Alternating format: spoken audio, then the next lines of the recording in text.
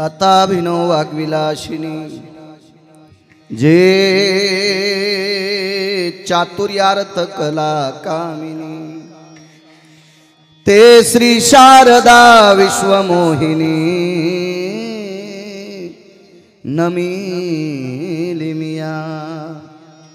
नदी दिव्य गोदा तटीचा विलासी सदा प्रिय जो सज्जना वैष्णवासी जया वर्णिता प्रेम अत्यंत चित्ता नमस्कार माझा श्री गुरु एकनाथा विठाला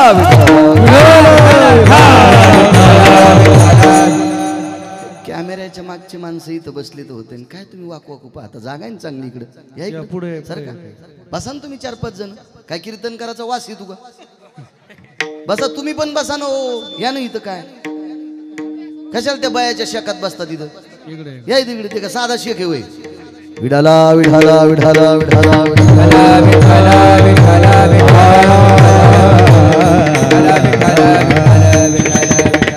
हकेसरशी उडी घालून या स्तंभ फोडी ऐशी कृपावंत कोण माझ्या विठाई वाचून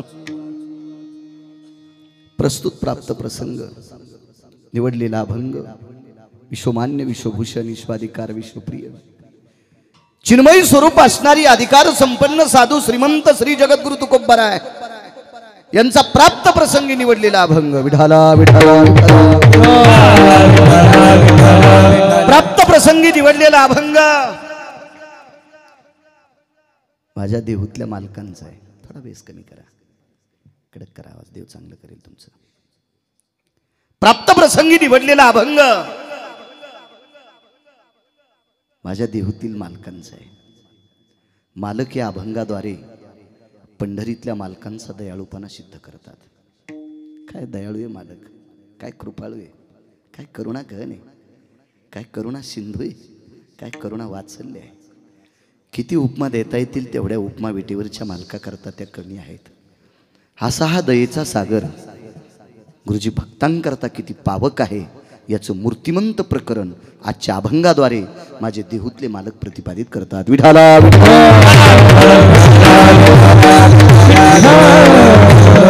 महाराज सांगतात हात मारल्याच्या नंतर तो उडी घालतोय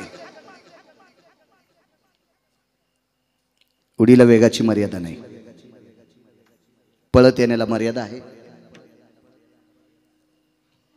विमानाला मर्यादा आहे हेलिकॉप्टरला मर्यादा आहे चालण्याला मर्यादा आहे पळण्याला मर्यादा आहे उडीला मर्यादा नाही गरुडाच्या वेगाला सुद्धा मर्यादा आहे नानाश्री उडीला मर्यादा नाही अमर्यादित वेगानं जगाचा मालक भक्ताने हाक मारल्याच्या नंतर उडी घालतोय स्तंभ फोडणे ज्या कामाकरता हाक मारली ते काम करून देणे असा कृपाळू कोण आहे तर आईशी कृपावंत कोण माझ्या विठाई वाचून तेवढी कृपा नाही करू शकत कोणी तो एवढा कृपाळू मालक आहे करिता ठव धावोनिया घाली कव सज्जनांनो त्याची आठवण केली त्याचं स्मरण केलं त्याचं भजन केलं की तो कव घालतो कव या शब्दाचा अर्थ मिठी रिकामा नाही कोणी कोणाला मिठी घालायला आणि जरी तुम्हाला कोणी मिठी घालत असेल गुरुजी तर त्याच्या मिठीच्या पाठीमागे स्वार्थ असेल गवते बुवा स्वार्थ असेल पंढरपुरातल्या मालकाचा काय स्वार्थ हो त्याला काय मागायचे हा पैसा मागायचा असेल तर पैशाची मालकीनच त्याची बायको आहे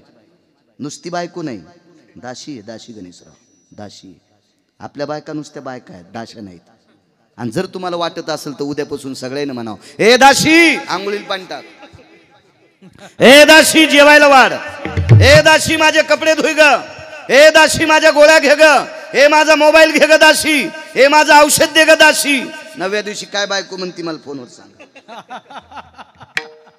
मला माहित नाही तुमचे इतके आखाडेले तुम्हीच म्हणू शकत नाही त्या काय म्हणतील कारण ताकदच नाही तितकं म्हणायची कारण त्या दाशा नाहीत ना त्या फक्त पत्नी आहेत त्या पत्नी आहेत पंढरपुरातल्या मालकाची पत्नी अधिक दाशी आहे नुसती दाशी नाही विठ्ठल नुसती दाशी नाही महाराज दास्योत्तशी करण्यासाठी फार दिवस घासावं लागले अभिमान सांडून पांडवा पाय धुवावयाच्या दैवा पात्र झाली अंतःकरणातला फुगीरपणा जाळून टाकला आणि मग विटेवरच्या मालकानं पायाचं दाशवत देऊन टाकलंय. ही पैशाची मालकीन जगाच्या मालकाची पत्नी अधिक दाशी आहे. आणि बायकोकडचे पैसे शक्यतो नवऱ्याला असतीतच. सगळ्यांच्या बायका नवऱ्याकडनं पैसे घेतात पण अडचणीत नवऱ्याला देत असतात. लाखात एखादी येडपट असती ती भावाला देती. अशी ज्याला भेटली असेल त्याचं नशीब तुर्कस्तानच्या पलीकडे झोपलंय असं त्यानं समजायचं.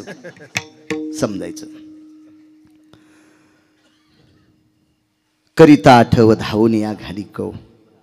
काय श्रद्धेने मिठी घालतोय महाराज. ती मिठी कोणती मारतोय? पाळण्यात लेकरू झोपलेला असावा, आई त्याची काम करत असावा आणि काम करता करता लेकराच्या रडण्याचा आवाज आईच्या कानावर यावा. ती इतक्या वेगानं धावत येते आणि त्या पाळण्यातलं रडत असलेलं लेकरू आपल्या हृदयाला लावती, त्याच्या तोंडावर पदर टाकती, चोळीचं बिरडं करती आणि त्याच्या मुखारविंदामध्ये स्तन देती. बाळा 2 तासापासून झोपला होतास रे, तुला किती भूक लागली असेल. इतक्या प्रेमानं आई आपल्या लेकराला हृदयाशी धरती, त्याच्या 1000 पटीनं जगाचा मालक हृदयाला धरतो. धावून या घाली कव. तुका म्हणे गीती गाता नामे द्यावी सायुज्यता. त्याच्या नावाचे पवाडे गायले की सायुज्यता नावाचा मोक्ष तो प्रदान करतो. हा साधा सोपा सरळ अभंगाचा अर्थ. झालं कीर्तन. विठाला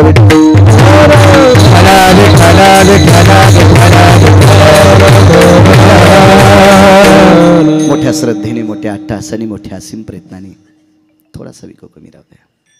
चालत असलेला हा ज्ञानदान अन्नदान सोहळा एक तपश्चर्या होऊन गेली. दुसऱ्या तपात सप्ताह प्रगटलेला आहे. 13 वर्ष आहे. गुरुवर्य समाधीधन सद्गुरू नामनिष्ठ परमपावन विटेवरच्या मालकाचं अंतःकरण असणारी ही संत सद्गुरू नगदनारायण महाराज गुरुवर्यांच्या पुण्यतिथी उत्सवाचा सोहळा आहे. ह्या परमपावन सोहळ्यात माझ्यासारख्या सर्वसामान्य एका छोट्याशा आज्ञानी गिरगावच्या बाळूला कीर्तन करण्याचा योग येतोय. माझं ते परम भाग्य आहे. पूज्यश्री नगदनारायण महाराज गुरुवर्य महंत महादेव बाबा असतील, वैराग्यमूर्ती प्रेममूर्ती सद्गुरू, या सप्ताहाला ज्यांचा भरभरून आशीर्वाद आहे अशी प्रेममूर्ती माझ्या अल्पशा मतीनं मी गुरुवर्य बाबांना शांती ब्रह्म म्हणेल. असे पूज्यश्री प्रातस्मरणीय पूज्यश्री शिवाजी बाबा यांचा गोडसा आशीर्वाद या सप्ताहाला आहे.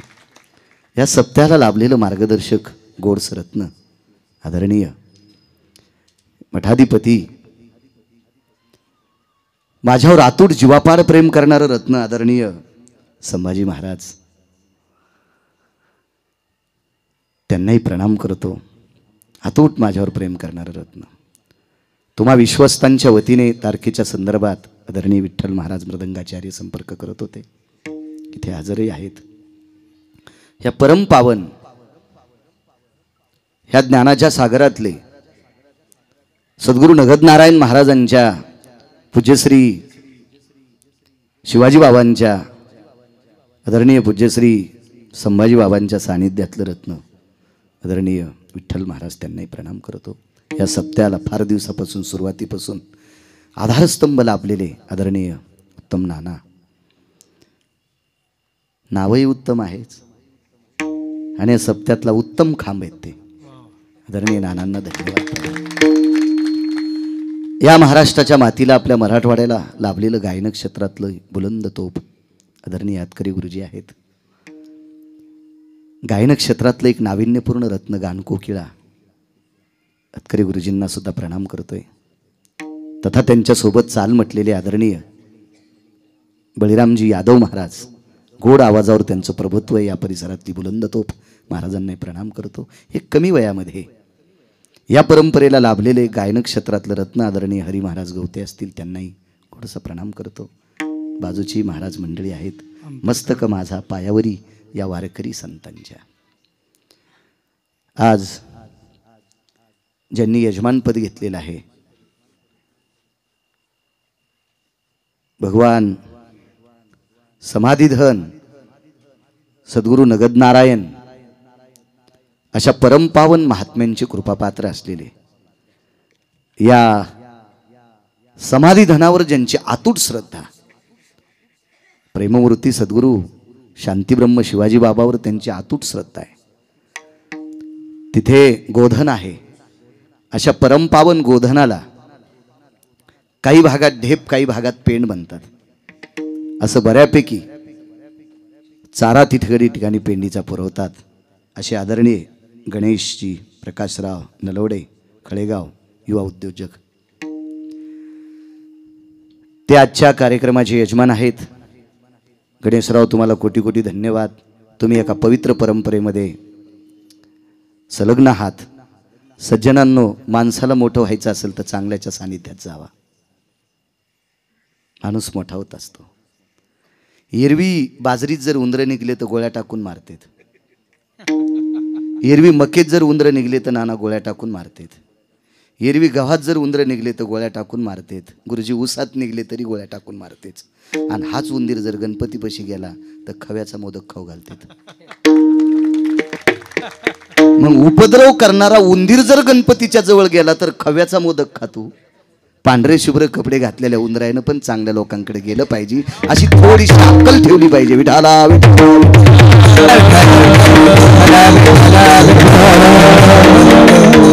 तसा गणेश नावाचा माणूस उंदीर नाही म्हणता.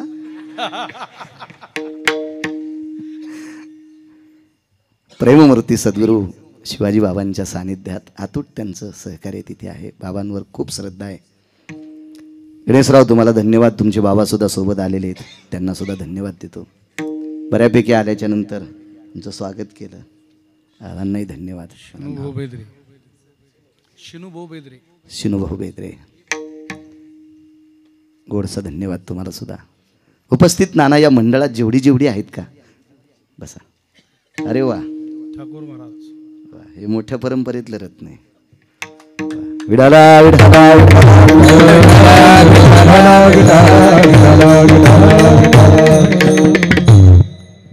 पूज्यश्री नानाच्या घराण्यातली घोडे एकादशी धरायची. ज्या ठाकूर घराण्यातल्या माळा आध्यात्मिक क्षेत्रातल्या आधारीव लोकांना ज्या घराण्यातल्या माळा होत्या, अशा परमपावन घराण्यातलं एक तात्विक सात्विक सदाचारी रत्न आदरणीय आमचे, नाही नाव बी माझ्या लक्षात आहे, हनुमंत महाराज. हो. आदरणीय हरिभक्तीपरायण हनुमंत महाराज ठाकूर बुवा ते सुद्धा आहेत, त्यांना सुद्धा प्रणाम करतो. आज घनसावंग घेऊन मरकट टेलर सुद्धा सोबत आलेत, त्यांना सुद्धा धन्यवाद करतो. नाना, बऱ्यापैकी आध्यात्मिक क्षेत्रातली इथं मंडळी आहेत, सगळ्यांची नावं घेतली अशी गृहीत धरा. क्षमा असावी. सगळ्यांची नावं घेत राहिली तर पहाट होईल, आहे का नाही? म्हणून सगळ्यांची नावं घेतली अशी गृहीत धरा. विठाला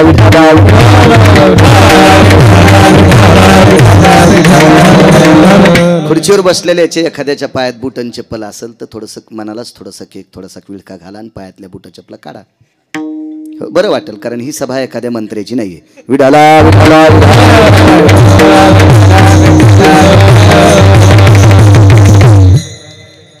अधिष्ठान दैवत सद्गुरू गजानन महाराजांच्या चरणी साष्टांग दंडवत करतो. या महाराष्ट्राच्या मातीमध्ये ज्ञानोबराय तुकोबरायच्या नंतर जर वारकरी संप्रदायाचं काम कोण करत असेल तर शेगाव संस्थान करते. विठ्ठल पखवाद असेल, विना असेल, पेटी असेल, टाळ असेल, गुरुजी सतरंजी असेल, आजही समाधीतनं महाराष्ट्रभर वारकरी संप्रदायाचं साहित्य पुरवणारं भारतातलं एकमेव संस्थान ते शेगाव संस्थान आहे. अशा परमपावन सद्गुरूंच्या चरणी साष्टांग प्रणिपात करतो आणि माझ्या अभंगावर येतो. विठाला विठ्ठल. ब्रह्मांडाचा मालक हा भक्तांनी हाक मारल्याच्या नंतर धावत येतो. पण काही लोकांची शंका आहे, गुरुजी म्हणे मी बऱ्याच हाका मारल्या पण माझ्या हाकेला देव धावला नाही. मी म्हणलं तू माळकरी कधीपासून झाला? काय नाही म्हणला, चावण गेल्यावर माळ घातली. भडव्या, तू काल परवा माळकरी झाला, हरामखोरा, नालायका, बुजदिला.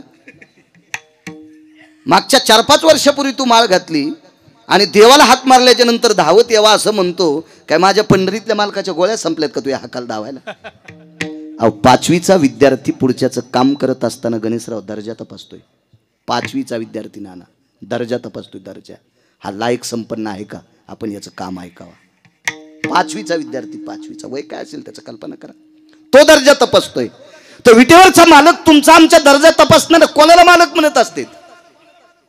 100-200 एकर जमीन आहे त्याला, 1000-2000 कोटी रुपये ज्याच्या त्याला। मी बोलत असताना तुम्ही मोठ्या श्रद्धेने माझ्याकडे बघता आणि तुम्ही मला बघत असताना, मी बोलत असताना माझ्या वाक्याला दाद देता आणि तुमच्या पवित्र अंतकरणातून मला आशीर्वाद देता। ही जी दळणवळण क्रिया कोणी चालवत असेल ना, तो जगाचा मालक आहे। देखवी ऐकवी एक नारायण, देखवी ऐकवी एक नारायण, याचे भजन चुको नका,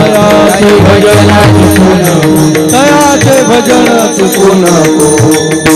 देखवे ऐकवी एक नारायण, देखवे ऐकवी एक नारायण, देखवे ऐकवी एक नारायण, ऐकवी एक नारायण। दयाचे भजन चुको नको, दयाचे भजन चुको नको। देखवे ऐकवी एक नारायण, देखवे ऐकवी एक नारायण, दयाचे भजन चुको नको, दयाचे भजन चुको नको। देखवे ऐकवी एक नारायण, देखवे ऐकवी एक नारायण। देखवी ऐकवी एक नारायण, ही सगळ्यांची दळणवळण क्रिया करत चालवते गुरुजी, तो पंढरीतला मालक आहे। आणि तो मालक कोणाचंही काम कसं ऐकन महाराज, तो काम ऐकतो पण भक्तांचं। पण भक्त कोणाला म्हणायचं? तेची संत, तेची संत,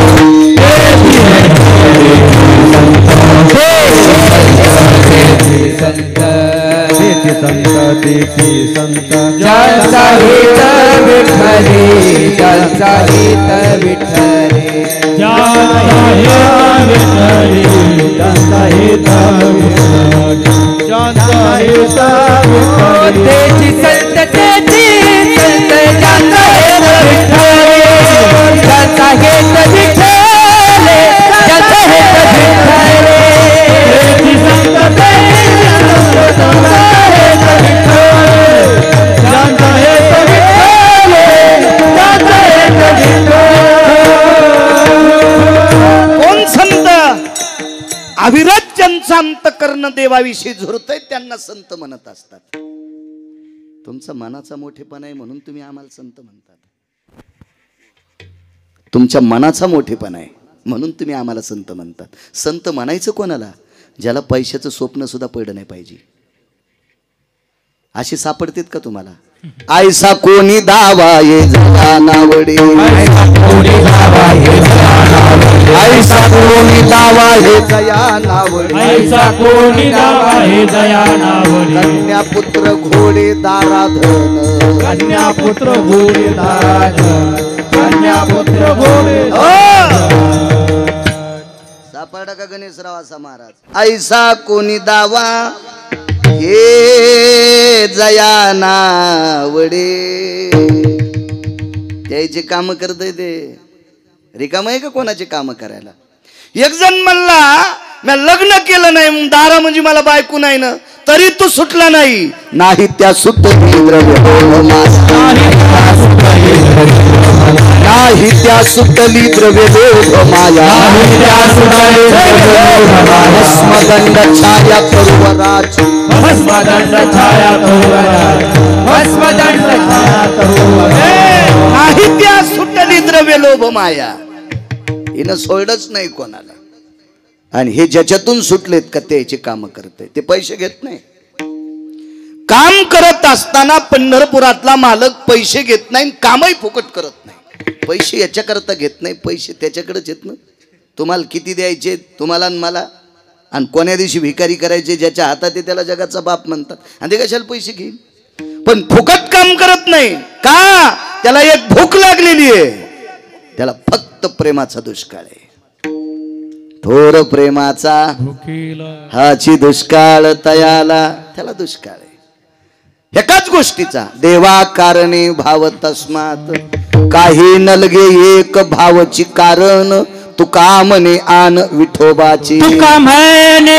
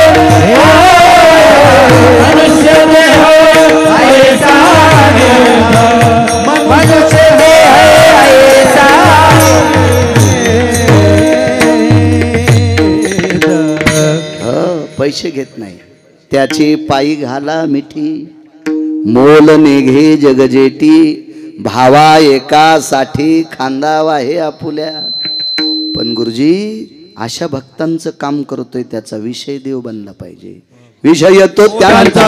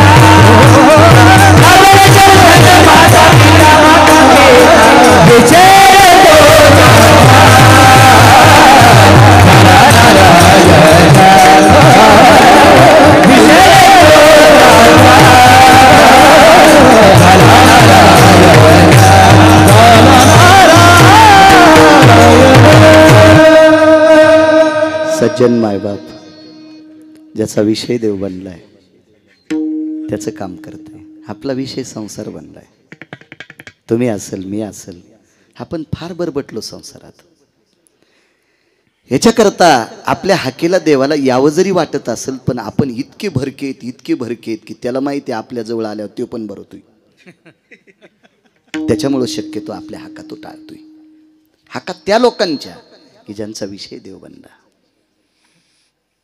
श्रुती नावाची एक पवित्र व्यक्ती माझ्या श्रीमंत श्री जगद्गुरु तुकोबारायकडे आली आणि काय श्रुती आहे गुरुजी श्रुती आहे भगवान तुकोबाराय थोडा आवाज मोठा करा भगवान तुकोबाराय पूज्यश्री तुकोबाराय महाराज तुकोबाराय गुरुवर्य तुकोबाराय जगद्गुरु तुकोबाराय काय श्रुतीने वाक्पुष्प टाकले तुकोबारायवर काय वाक्पुष्प टाकले ते तुकोबाराय होते तुकोबारायांनी श्रुतीला सांगितलं बाई काय गोड बोलतेस गाज काय काम आहे तुझं माझ्याकडे काही नाही महाराज परवाला मी तुमचा अभंग गाथ्यातला वाचला कुठला वाचलास ग हकेसर शिवडी घालून या स्तंभ फोडी तुम्ही म्हणालात की विटेवरचा मालक भक्ताच्या हाकेला धावतोय उडी घालतोय तुकोबारांनी श्रुतीला प्रश्न केला का ग मी जो वाक्य वापरलं याच्यात तुला शंका आहे नाही रसना कीटका भयस्थितो त्वमाम वैष्णवा वाक्य छेदा ती जायते नैवम गिरगावकर लिखितम श्रुती काय म्हणते तुकोबाराय तुमच्यासारख्या वैष्णवांच्या वाक्याला जर छेद मी दिला तर माझ्या जिभेला किडे पडतील. इतकी ताकद वैष्णवात हो. वैष्णव सामान्य ताकद नाही हो. वैष्णव म्हणजे नामधारक. आईशे ब्रह्मवेत्ते अपरंपार. मी तर 4च पाहिले. शुक याज्ञवल्क दत्त कपिल मुनी. इथं अपरंपार सांगितले तरी नये नामधारका बरोबर. इतकी वैष्णवाची ताकद आहे. वाक्य एक नीट लक्षात ठेवा. वैष्णवाला जातीचा संबंध नाही. हो का उत्तम चांडाळ, हो का उत्तम चांडाळ, त्याचे पायी माझे कपाळ, त्याचे पायी माझे कपाळ, त्याचे पायी माझे कपाळ, पायी माझे कपाळ, त्याचे हो का उत्तम चांडाळ. उत्तम कुळातला का चांडाळ कुळातला पण वारकरी आहे ना त्याच्या पायावर माझं कपाळ. गंगाखेड निवासी साध्वी जनाबाई म्हणतात. इतका अधिकार आहे वैष्णवांचा. आणि मी तुमच्यासारख्या पूज्यश्री वैष्णवांचा शब्द अमान्य फक्त एक विचारण्यासाठी आले गुरुवर्य की विटेवरचा मालक कोणाच्या हाकेला धावला, हाका मारल्या कोणी आणि तो आलाय कोणाकोणाच्या हाके करता. महाराज ते तुकोबराय होते. गुरुजी तुकोबरायांनी श्रुतीला विचारलं, भाई तुला हाका किती ऐकायच्या आता, तुझी किती हाका ऐकण्याची इच्छा आहे. तिने सांगितलं, भगवान तुकोबराय तुमच्यासारख्याच्या मुखारविंदातून बोलत असताना किती जरी ऐकलं तरी कान भरतच नाहीत, भरतच नाहीत, भरतच नाहीत. इतकं तुमच्या मुखारविंदातलं ह्या हरिभजनानं विश्व ढवळून काढलेली आपली इतकी पवित्र वाणी आहे. ऐकावं असं वाटतंय. तुकोबराय श्रुतीला सांगतात, ऐक. एक पंगत होती नानाश्री. त्या पंक्तीमध्ये डाव्या हाताला 78 लोक बसलेले आहेत. वाढणाऱ्याच्या डाव्या हाताला 78 लोक आहेत गणेशराव, आणि उजव्या हाताला 36 लोक आहेत. 36. आणि एवढ्या लोकांना वाढायला एक स्त्री आहे. बाकीचे पदार्थ कोणी वाढत असेल एखाद्या वेळेस असू शकते, त्याच्यात थोडी शंका येते की एवढ्या लोकांना एक स्त्री कशी वाढेल.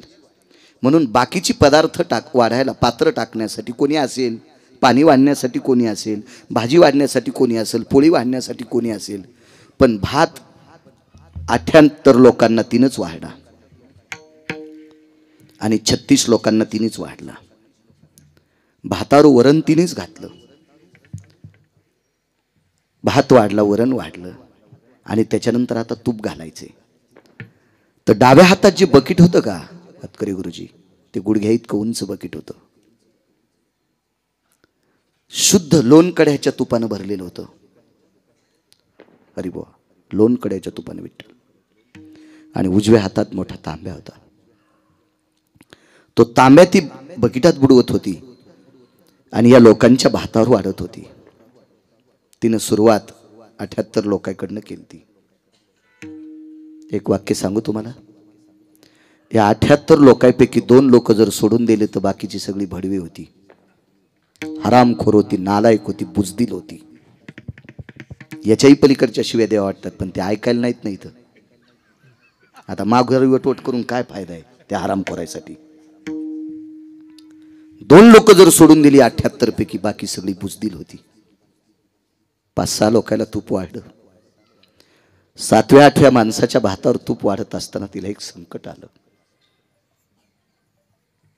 काय संकट आलं? डाव्या हातात तुपाचं बकेट आहे, उजव्या हातात तुपाचा तांब्या आहे. ती ह्या पवित्र भारत देशात ती पवित्र स्त्री आहे. तिच्यावर एक संकट आलं. तिच्या चोळीची 2 नंबरची गाठ सुटली. 1 नंबरची गाठ आतली असती आणि 2 नंबरची वरची गाठ असती. पूर्वीच्या काळात गाठीच्या चोळी होत्या, या बटना फाटण्याच्या नव्हत्या.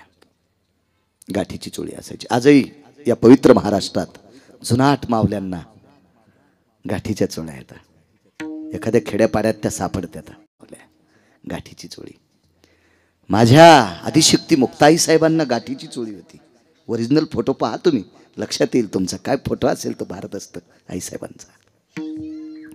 गाठीची चोळी, 2 नंबरची गाठ सुटली. काय वाटलं असेल हो त्या स्त्रीला. तिने उजव्या पंक्तीतल्या 5 लोकांपैकी एक जणाकडे पाहिलं, 36 लोकांपैकी जे 5 लोक होते ते तिचे पती होते. त्याच्यापैकी ज्येष्ठ व्यक्तीकडे पाहिलं, त्या व्यक्तीचं नाव होतं धर्मराज. धर्मराजाने लक्षात घेतलं आपल्या पत्नीच्या चोळीची गाठ सुटली. आपण बकीट हातातलं घेऊन आता तूप वाढायला पाहिजे, तोपर्यंत ही चोळीची गाठ मारेल. पण कर्मनो गहनो गती, पांडवांच्या अंतकरणात काय आला असेल मला नाही सांगता येणार. मला तो आतापर्यंत महाभारतात श्लोक सापडला नाही, नाहीतर मी सांगितलं असता. पण 5 पांडवांनी मानाखाली घातल्या आणि चोळीची गाठ सुटलेली सर्वात अगोदर एका हरामखोरानं पाहिली. त्या हरामखोराचं नाव होतं इन्मक. वाक्य नीट लक्षात ठेवा, इन्मक. इन्मक मी ऐकून सांगत नाही कोणाचं, मी फक्त महाराष्ट्रातल्या 6 लोकांचं ऐकून सांगतो. त्याच्यातला एकही जिवंत नाही. काहीच्या प्रत सापडल्या, लिखाण सापडलं, कधी कधी लहानपणी काही लोकांचं ऐकिलं, अशा लोकांचं. याच्या व्यतिरिक्त बाकी सगळं वाचून सांगतो. वारकरी संप्रदायातल्या वक्त्याने आधार नसताना बोलणं म्हणजे गाईचं मांस खाल्ल्या इतकं पाप लागतंय. आधारा वाचून, आधारा वाचून, काय सांगसी कहाणी, काय सांगसी कहाणी, काय सांगसी कहाणी,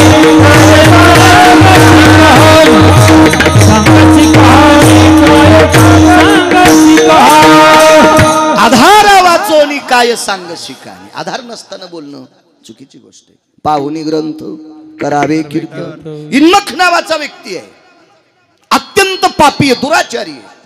पापी कोणाला म्हणत असतात माहिती का? एखाद्या परस्त्रीकडे पाहिल्याच्या नंतर ज्याच्या अंतःकरणातला कामाचा डब्बा फुटतो, वासनेचा डब्बा फुटतो, या हरामखोराला हरामखोर उपमा सुद्धा कमी पडली. असा पांचट इन्मक होता. त्या पवित्र स्त्रीच्या चोळीची 2 नंबरची गाठ सुटल्याच्या नंतर अजून 2 नंबरचा एक नालायक आहे, तो गांधार देशाचा राजा आहे. राजा आहे हो, तो राजा आहे, गांधार देशाचा राजा आहे. पण नालायक बहिणीच्या घरचे तुकडे खातोय.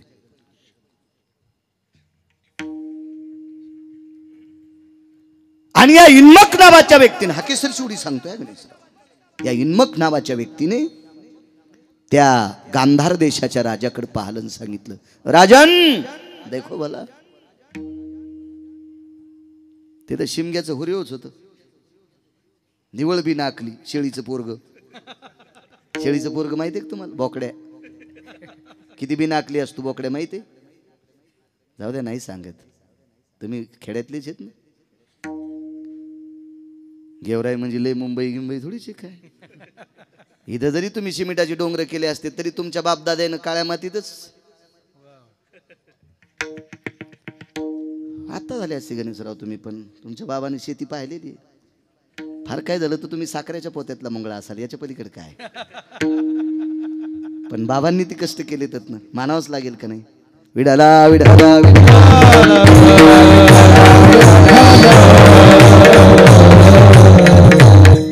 जी माणसं जुन्याला मानत नाहीत का गणेशराव, ती 1 नंबरची हरामखोर असतात. ती 1 नंबरची हरामखोर असतात.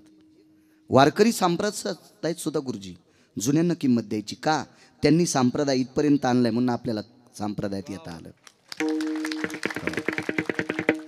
बरीच लोक जुन्यांना मोजत नाही. तो धोत्रावाल्याला जुन्याला लोक मानित नाहीत.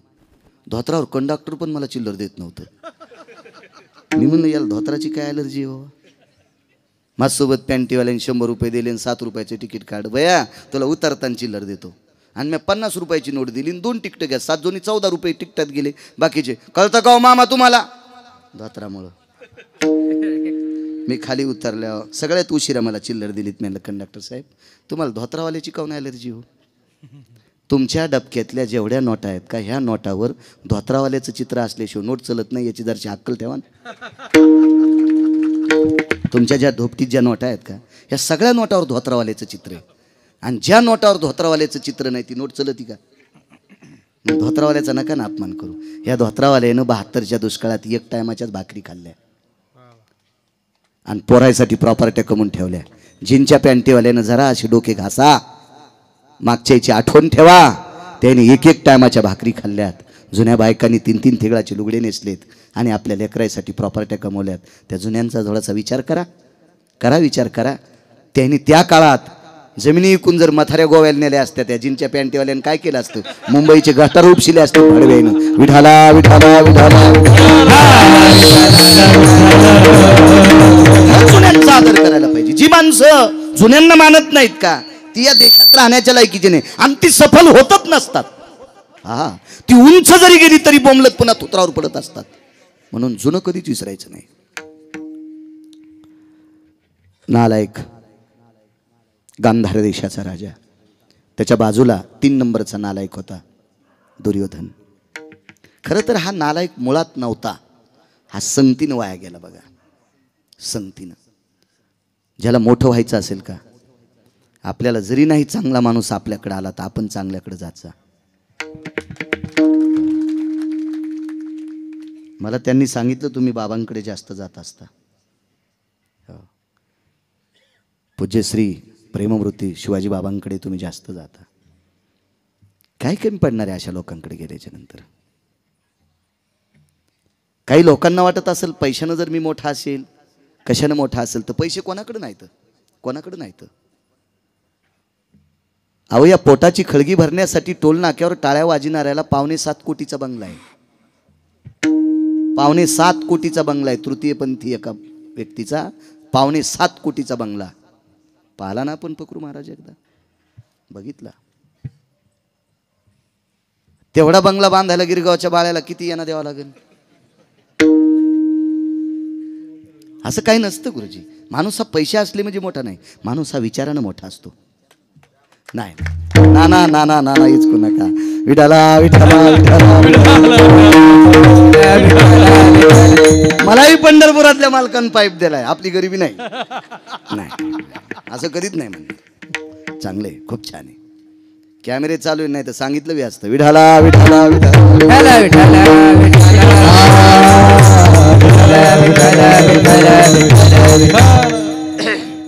काय सांगत होतो?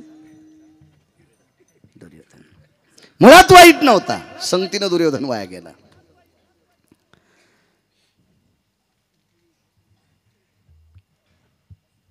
शंभर वर्ष एक महाराज जगला नाना. 100 वर्ष इतका गोड जगला, इतका गोड जगला, इतका गोड. आवाज करावं मोठा, करा मोठा, करा. फुटत नसतं ते. करा करा करा करा. बैल आवताला झानीत असते तर काय त्याला विषय, काय त्याला बैल काय शोकेसमध्ये थोडी मांडायची वस्तू, हेच आवाजाचं साधन आहे. करा आवाज. 100 वर्ष एक साधू जगला, इतकं गोड जगला, इतकं गोड जगला की तिळातल्या 14 भागा इतकं सुद्धा पाप नव्हतं. एका तिळाचे 14 तुकडे करायचे गणेशराव. शेवटचा भाग किती बारीक असेल, दिसू शकतो का डोळ्यानं? तो नाही. तितकं पण पाप नाही, तितकं पण पाप नाही. पण मरता मरता पाणी प्यायची इच्छा झाली. हे पाणी आहे का रे? हळूच कोण आवाज आला. बाजूला कोणी नव्हतं गुरुजी. रस्त्याने एक बाई भाकरी घेऊन जात होती. पर्णकुटीच्या बाजूला रस्ता होता. रस्त्याने एक माऊली जात होती. तिच्या कानावर वाक्य पडलं, महाराज पाणी मागतात. पण पाणी देण्यास तिनं काय केलं, तिनं आपलं भाकरीचं टोपलं महाराजाच्या पर्णकुटीच्या बाहेर टेकलं आणि त्यांच्याच माठातला एक ग्लास भरून घेतला आणि महाराजांना पाणी दिलं. महाराजांनी पाण्याचा ग्लास हातात घेतला आणि पाणी प्यायच्या अगोदर तिच्याकडे पाहिलं. काय सौंदर्य आहे! 100 वर्षात डोळ्यानं दिसत नाही एवढ्या कणा इतकं सुद्धा पाप केलं नाही 100 वर्षाच्या आयुष्यात. आणि मरायला फक्त 1-1.5 मिनिटं शिल्लक राहिला. आणि तितक्या काळात पाणी देणाऱ्या सौंदर्याची रत्नाची खाण असणाऱ्या स्त्रीकडे बघत असताना महाराजाचा काम जागा झाला. तरी तपोबळी जन्मधर,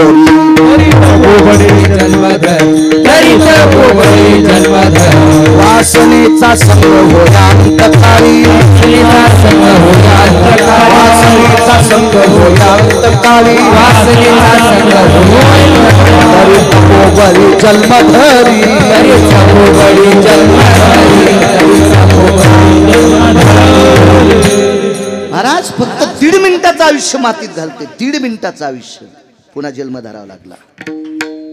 काय विचित्र अवस्था आहे. फक्त संगतीचा. कुसंगे नाडीला साधू जायचा. महाराज संगतीत माणसाचा रास होत असतो, रास होत असतो. म्हणून संगत माणसाच्या जीवनात. रावण हा वारकरी संप्रदायाने बेदखल केलेला माणूस आहे. बेदखल केलेला माणूस आहे. रावण तसा फार श्रीमंत. रावणाची एक चौकट टिकल्यावर 35 बारे आमदार होता येत होतं. कोणाची मायविली त्याच्या विरोधात फॉर्म भरायची. कोणाला राग येऊ देऊ नका. मी काय माझं रेडीमेड कपड्याचं दुकान आहे. मी तुम्हाला शर्ट शिवायला रिकामा नाही. 22.5 क्विंटलची एक चौकट गुणिले 7 कोटी. आहे का कोणाची हिंमत त्याच्या विरोधात फॉर्म भरायला? तालुक्यातल्या एका तरी बाईला नॅकलेस कमी राहील का? आणि बाईला नॅकलेस दिल्यावर ती नवऱ्याला दुसऱ्याचं बटन दाबू देते का? ती नवऱ्याला म्हणीन बाईला आयुष्य गेले मनी केला नाही दाबे बटन.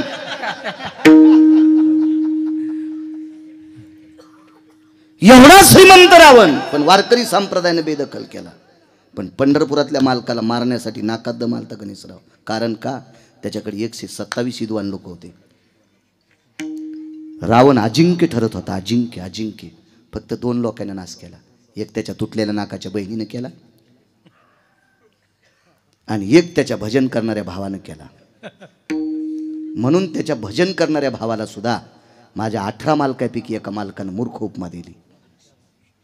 पण आपण नाही म्हणायचं त्याला मूर्ख. आपण नाही म्हणायचं का?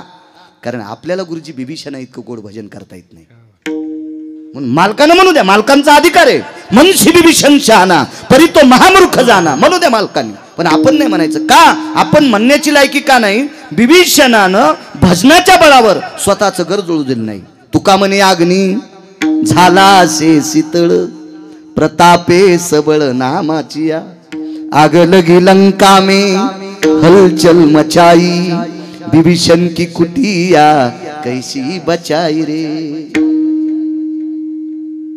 एखादा म्हणत असल मी लय कीर्तन करतो त्याच्या धोतरावर इस्तू टाकायचा आणि धोतर पेटल्यावर म्हणायचं भजन नाही जेव बरं. आखा जळण तू आखा धोतर नाही जितायचं तर घरी जिता येत असतं का त्याला?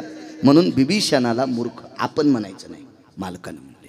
बिभीषणानं त्या तुटलेल्या नाकाच्या बहिणीनं रावण मारला. नाही तर रावणाकडे 127 विद्वान होते. माणूस हा चांगल्यांच्या सानिध्यात गेला की मोठा बनत असतोय. हे खुर्च्यावर बसलेले लोक सुद्धा एकटे मोठे होत नसतील बरं. राग येऊ दे नका बरं. आणि अशी कोणाची हिंमत असेल तर कार्यकर्ते सोबत न घेता एकटा फिर म्हणतो आणि मोठा होऊन दाखव. नाही होत मोठा. नाही होत. नाही होत. त्याच्या सानिध्यातले जीवापाड निष्ठेनं प्रेम करणारे सात्विक लोक त्याच्या सोबत असतात तेव्हा नेता उंच जात असतो. कारण या विश्वातला एकही माणूस स्वतः व्यक्ता देव पण नाही मोठा झाला.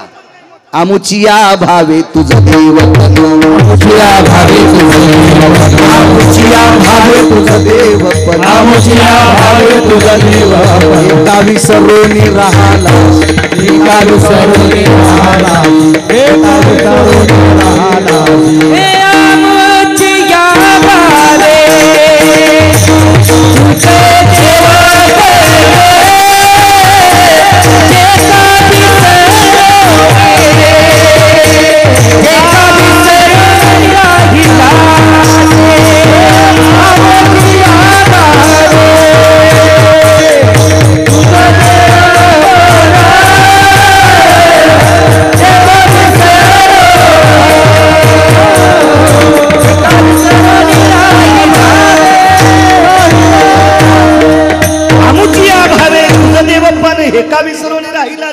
कुळीची हे कुळदेवी केली ठावी संतांनी. देव सुद्धा जर मोठा कोणी केला असेल तर संतांनी केला. एकटा मोठा होऊ शकत नाही. कारण संत विवेकाचं टोक आहेत. म्हणून विटेवरच्या मालकांनी संतांचं सानिध्य धरलंय. वैकुंठ सोडवणी संत सदनी राहिला.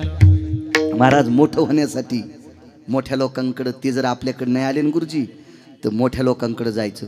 मोठे लोक जर तसं येऊ देत नसतील तर त्याचं काम करायचं. दत्त चोपदारी करीत दत्त चोपदारी करीत दत्त चोपदारी करीत विळा म्हणे देव रागे त्याचे घरी विळा म्हणे देव रागे त्याचे घरी दत्त चोपदारी करीत दत्त चोपदारी करीत दत्त चोपदारी करीत 36 वर्ष पंढरपुरातल्या मालकांना दरोजा सांभाळला.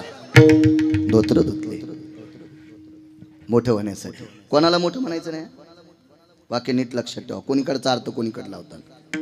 तुम्ही कोणालाही मोठं म्हणता. जे झाडं बारक्या झाडाला मोठं होऊ देत नाहीत त्या झाडाला मोठं कधीच म्हणायचं नाही. झाडाखालची सोयाबीन वाळत नाही पण शेंग धरीत नाही. झाडाखालचा ऊस वाळत नाही पण पेरे लागतच नाही. झाडाखालचा कापूस वाळत नाही पण कैऱ्या लागतच नाही. मोठाले झाड बारक्या झाडाला मोठंच होऊ देत नाही, तरी बारके म्हणते हे आमचे आधारस्तंभ, तुला हाणायला पाहिजे सुंबळ्या. विठाला विठाला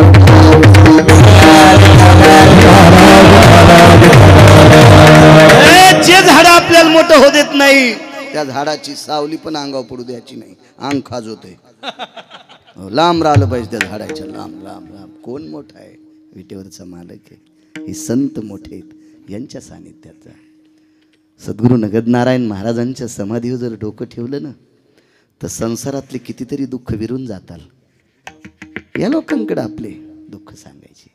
महाराज देवाला सुख द्यायची ताकद ज्यांच्या तिथे, तुम्हा आम्हाला का सुख देणार नाहीत? चला संगतीचा महिमा सांगतोय. दुर्योधना संगतीनं वाया गेला.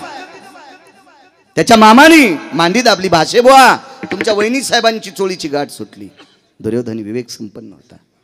दुर्योधनानं सांगितलं, मामाश्री भाच्याची पत्नी ही मामाला लेकी समान असते, आणि लेकीची चोळीची गाठ सुटल्यावर बापाला जर आनंद वाटत असेल तर तो बाप असेल का? विवेकाचा डोस दुर्योधनानं मामाला दिलता, पण मामा ऐकण्याच्या मानसिकतेच्या पलीकडचा होता. मामाला डोकं नव्हतं मामाला डोकं नव्हतं. मामानं सांगितलं, नालाय का, अरे घरात तुळशीपत्र ठुले, नालाय का, तुमचं बरं होण्यासाठी तुमच्या घरचे तुकडे खा लागलो, आणि तू विवेकाचे पाडे सांगतो. वाढ म्हण तिला तूप वाढ म्हण. आणि मग दुर्योधन बरसला, वहिनी साहेब वाढा तूप. द्रौपदीच्या लक्षात आलं पतींकडे बघावं, ते मानाखाली घालते. 36 लोकातले 5च उजव्या हाताचे बसले, बाकीचे उठून गेले. त्यांना नको वाटलं, द्रौपदीची चोळीची गाठ सुटलेलं पाहावंसं वाटलं नाही, उठून गेले. ते 78 लोकांपैकी दोघांनी मानाकरी घातल्या. ते 78 लोकांपैकी 2 एक होते, द्रोणाचार्य आणि भीष्माचार्य. आध्यात्मिक क्षेत्रातले आधारी होते. एका व्यक्तीनं तरी प्रश्न केलताच. चिकित्सक लोक असतात, टेलर. एक जणांनी मला विचारलं, बाळू महाराज भीष्माचार्य एवढे अधिकारी होते, द्रोणाचार्य एवढे अधिकारी होते, मग त्या पंक्तीमध्ये दुर्योधनाला विरोध का केला नाही? का विरोध केला नाही? तर मला एक कविता आठवली, फार दिवसापूर्वीची एक कविता होती. आपल्या मराठवाड्यावर इंग्रजाचं राज्य नव्हतं, निजामाचं होतं. कोणाचं राज्य होतं आपल्याकडं? निजामाचं. आणि बाकी भारत देशावर इंग्रजाचं राज्य होतं. पण इंग्रजामध्ये 3 अधिकारी इतके हरामखोर, त्याच्यातला एक इतका हरामखोर होता की त्यांच्या फौजेमध्ये आपली हिंदूची फौज होती. आणि हिंदूच्या सैन्यांना मानसिक त्रास देण्यासाठी त्याच्यातल्या 3 पैकी एका नालायक अधिकाऱ्याने काडतुसाला नाना चरबी लावली होती. काडतुसाला चरबी गाईची लावलेली होती. आणि काडतुसे नखानं तोडता येत नाही, दातानं तोडावं लागते.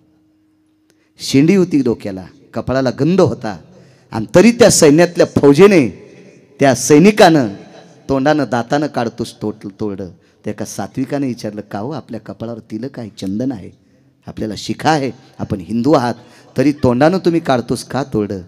तर त्यानं सांगितलं, गायीविषयी मला अतूट प्रेम आहे रे, पण मी पोटाचा कानकोंड आहे, माझं पोट धाड आहे रे, म्हणून मला नोकरी करावी लागती.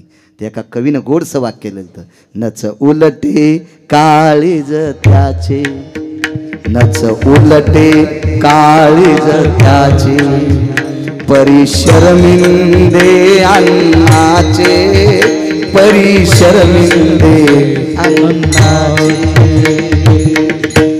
हे दाताने काडतूस तोडतात म्हणजे काळज उलटे आहेत का? नाही, पण भाकरीचे कानकोंडे होते. महाराज हे 6 लोक, भीष्माचार्य, द्रोणाचार्य, कृपाचार्य, कर्ण आदी करून हे सगळे एका गोष्टीनं दबलेली होती. नाईलाज होता. नाही तर काय दुर्योधनाची माय वेली हो. भीष्माचार्य नाव द्यायला असता, मूर्ख आहेस की काय हिम्मत होती वाढ म्हणायची? अहो यमाला 22.5 दिवस पाय त्याला उभं केलं. देखोनी दक्षिणायन अति घोर, भीष्मे ऐकताची उत्तर, काळाशी सारोनिया दूर, स्वशरीर रक्षिले. 22.5 दिवस दक्षिणेच्या मालकाला सांगितलं, ए यमड्या, कोरोनात यमाला यमड्या म्हणत होतं कोणी, म्हणजे तर तर तर तर हलत होते माणसं, तर तर हलत होते. 22.5 दिवस यादव यमाला उभं केले. आणि त्या म्हाताऱ्यानं बोललं काय मावेल ती दुर्योधनाची, पण महाराज ताटाखालची मांजरं झालते. चला, द्रौपदीने देवाला सांगितलं, देवा एक विनंती आहे रे, या 36 तात्विक लोकातले बाकी सगळे उठून गेले, 5 आहेत आणि 5ांचा शरीरावर अधिकार आहे. पतीनं बायकोचं शरीर झाकलं पाहिलं का उघडं पाहिलं का विठ्ठल, त्याच्यात काही दुःख नाही. पण इकडच्या पंक्तीतल्या 2 लोकांना माझं शरीर पाहून याद करे गुरुजी. का? ते 2 विवेकाचं टोक होते आणि हे अलीकडचे मूर्ख होते. मूर्ख म्हणजे माणूस वेडा, आणि येड्यानं शरीर झाकलं पाहिलं का उघडं पाहिलं का काय गणेशराव, त्याच्यात काय तर ते. म्हणून काही मला वाटत नाही रे देवा, पण त्या 2 लोकांना माझं शरीर बघून फार पवित्र होती द्रौपदी. माझ्या माईनो, या महाराष्ट्रातली स्त्री म्हणजे या भारत देशाची संपत्ती आहे. ज्या घरी कुलस्त्रिया राज्य राणी व संपत्ती. म्हणून मी कधी कधी तुमच्यावर बॉम्ब टाकत असतो की तुम्ही चुका करत जाऊ नका. याच्याकरता चुका करायच्या नाही. बाप हा 25% मुलाला वेळ देऊ शकतो, आईच्या सानिध्यात मुलगा 75% असतो. म्हणून या देशातली आई आपल्या मुलांना घडवत असते. बाप किती चतुर असला नाना तर किती वेळ देऊ शकतो बाप पोराला. मी महाराष्ट्रभर फिरतोय, माझे 4301 गावं कालच्यानं पूर्ण झालं. हे तर बऱ्याच दिवसापूर्वी आलेलं आहे. ज्या गावात एकदा जातो ते गावले येतो, फार दिवसापूर्वी घेऊन राहिली ती. एवढी गावं पाहिली मी, एवढ्या गावात कीर्तन करतो, पण मुलांना किती वेळ देऊ शकतो मी. प्रत्येकाची आई आपल्या मुलांना जास्त वेळ देऊ शकते, प्रत्येकाची पत्नी. म्हणून या देशातली पवित्र स्त्री इतकी सात्विक पाहिजे की तिने एकही चूक केली नाही पाहिजे. तिने लवंगाव मंगळवार धरला नाही पाहिजे, खडी साखरेवर बुधवार धरला नाही पाहिजे, तिनं नस वळली नाही पाहिजे, तिने तंबाखू खाल्ली नाही पाहिजे. इतक्या पवित्र आहात तुम्ही, इतक्या पवित्र आहात. दुसऱ्याचे फुलं तोडून महादेवाला वाहिले नाही पाहिजे. शेळीचा अवतार आहेस का तू? त्या बाईनं पाणी घातलं आणि तू 4लाच उठतीन, तिचे फुलं तोडीतीन, महादेवाला टाकी. ती मेंढी आहेस का तू? शेपुडी आहेस का तू? हा, शेपुडीला अक्कल नसती, कोणाची तुळस आणि ती. नाही चुका करायच्या माझ्या माईनं, नाही चुक. तुम्ही किती मोठे आहात, ऐका पुढे, ऐका पुढे, ऐका. फार मोठे आहात. माझ्या वारकरी संप्रदायाने तुमचा फार आदर केला. राज्य राणी व संपत्ती सामान्य शब्द आहे. अहो विधात्याला वजन करता येणार नाही या शब्दाचं. एवढी वजनदार भाषा तुमच्याकरता संप्रदायाने वापरली, म्हणून तुम्ही चुका करता कामा नये. किती पवित्र द्रौपदी. 60,000 शिष्य घेऊन एक म्हातारं गेलं. नाना ते मंदिरात म्हातारं तंबाखू खाऊन तुकत नव्हतं.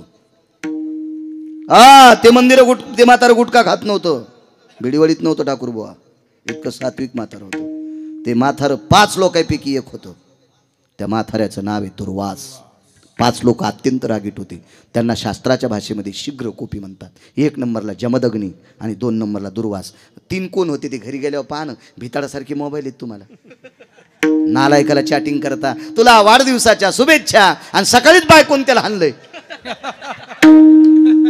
ज्याला बायकोनं थुत्रीत हाणलंय त्याला वाढदिवसाच्या शुभेच्छा देतात. ते लोन जर तुमच्याकडे आलं तर तुमची नाही हाणायची तुम्हाला. मग कोणाला शुभेच्छा देत असतात का नालायकाला? केवढ्याले मोबाईल आहेत तुमच्याकडे, बघा ना त्या मोबाईलवर. बाकीचे 3 कोण होते? माझ्याकडे तर नाही तसा मोबाईल. नाही गुरुजी, पण घ्यायला पैसे आहेत बरं का, पैसे आहेत. मी मोठा मोबाईल घेईन, पण आता 90 वर्ष लुगडं घातलं म्हातारपणी गाऊन कशाला घालू, त्याच्यामुळे नको आपल्याला. विठाला विठाला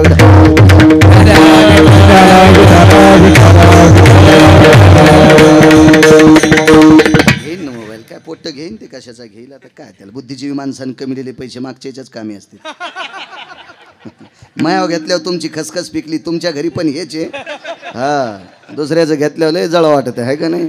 तुमचं तेच आहे गुरुजी. विठाला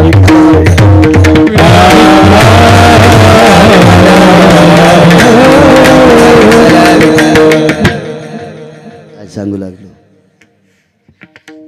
दुर्वास नावाची साधू आली.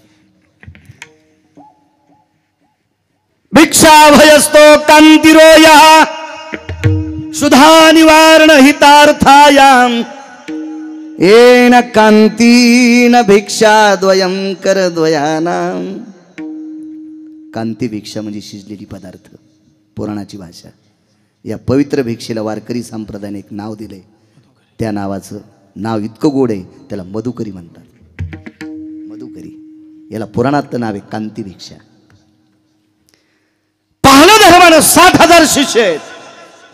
किती पवित्र आहात तुम्ही.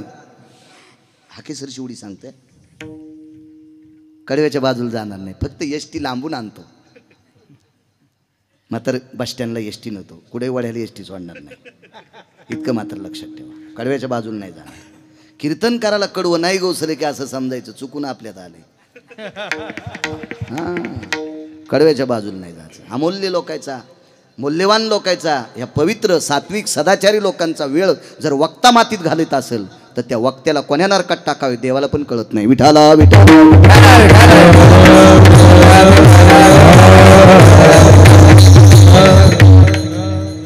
कीर्तन हे सटाक्या मारायचं साधन नाही.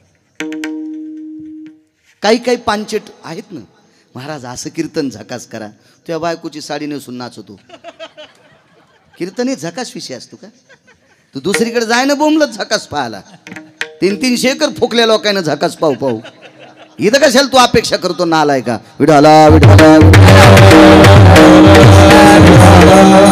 एखाद्या मूर्खाचं ऐकून आमची लोक जर ये स्टेजवर या गादीवर सटाक्या मारित असतील तर यम नाना इतके सटके हाणीन त्याला, इंचभर जागा सुनार नाही लाल करायची. यमच आहे, हे सटाक्या मारायची जागा नाही. अपेक्षा करू नका जागेवर. कीर्तन चांग, कीर्तन चांग होय. अहो बोधावर आरूढ विषय असतो तो कीर्तन असतो. 2 तास कीर्तनकाराने केलेली बडबड इथल्या 2 लोकांच्या जरी उपयोगासाठी आली तर त्याच्या पुण्यानं कीर्तनकाराची फुटकी नाव चांगली चलत असते. काय करायच्या गप्पा करून. अहो वट्यावर बसू बसू लई लोक भारतीच काय लिहित. हा, ज्याला संध्याकाळचा ठिकाणा नाही ते दिल्लीच कायलाय आहे का नाही? पाहत नाही का आपण वट्यावर बसलेले. इथं फक्त पंढरपुरातला मालकीच कायचा. विठाला विठाला.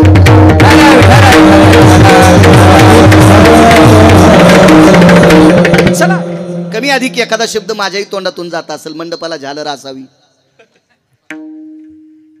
कोण्याच माणसाला फवाऱ्यासाठी पैसे खर्च करा वाटत नाहीत, पण आळ्या मरत नाहीत. म्हणून जरासं औषध मी टाकलं असेल ते पण प्रमाणात. जेवताना लोणचं किती असावं? वाटीभर का थोडंसं? थोडंसं. वाटीभर लोणचं वाटीभर वरण घेतल्यावर जेवण झाल्याबरोबर रुमाल भरण ना, की सर्दी होईन का नाही गणेशराव? मोजका असलं पाहिजे. चला, थोडंफार चुटका एखादा माझ्याही तोंडातून पडत असेल. मी लय असं फार वैराग्याचं टोक थोडाच. विठाला विठाला.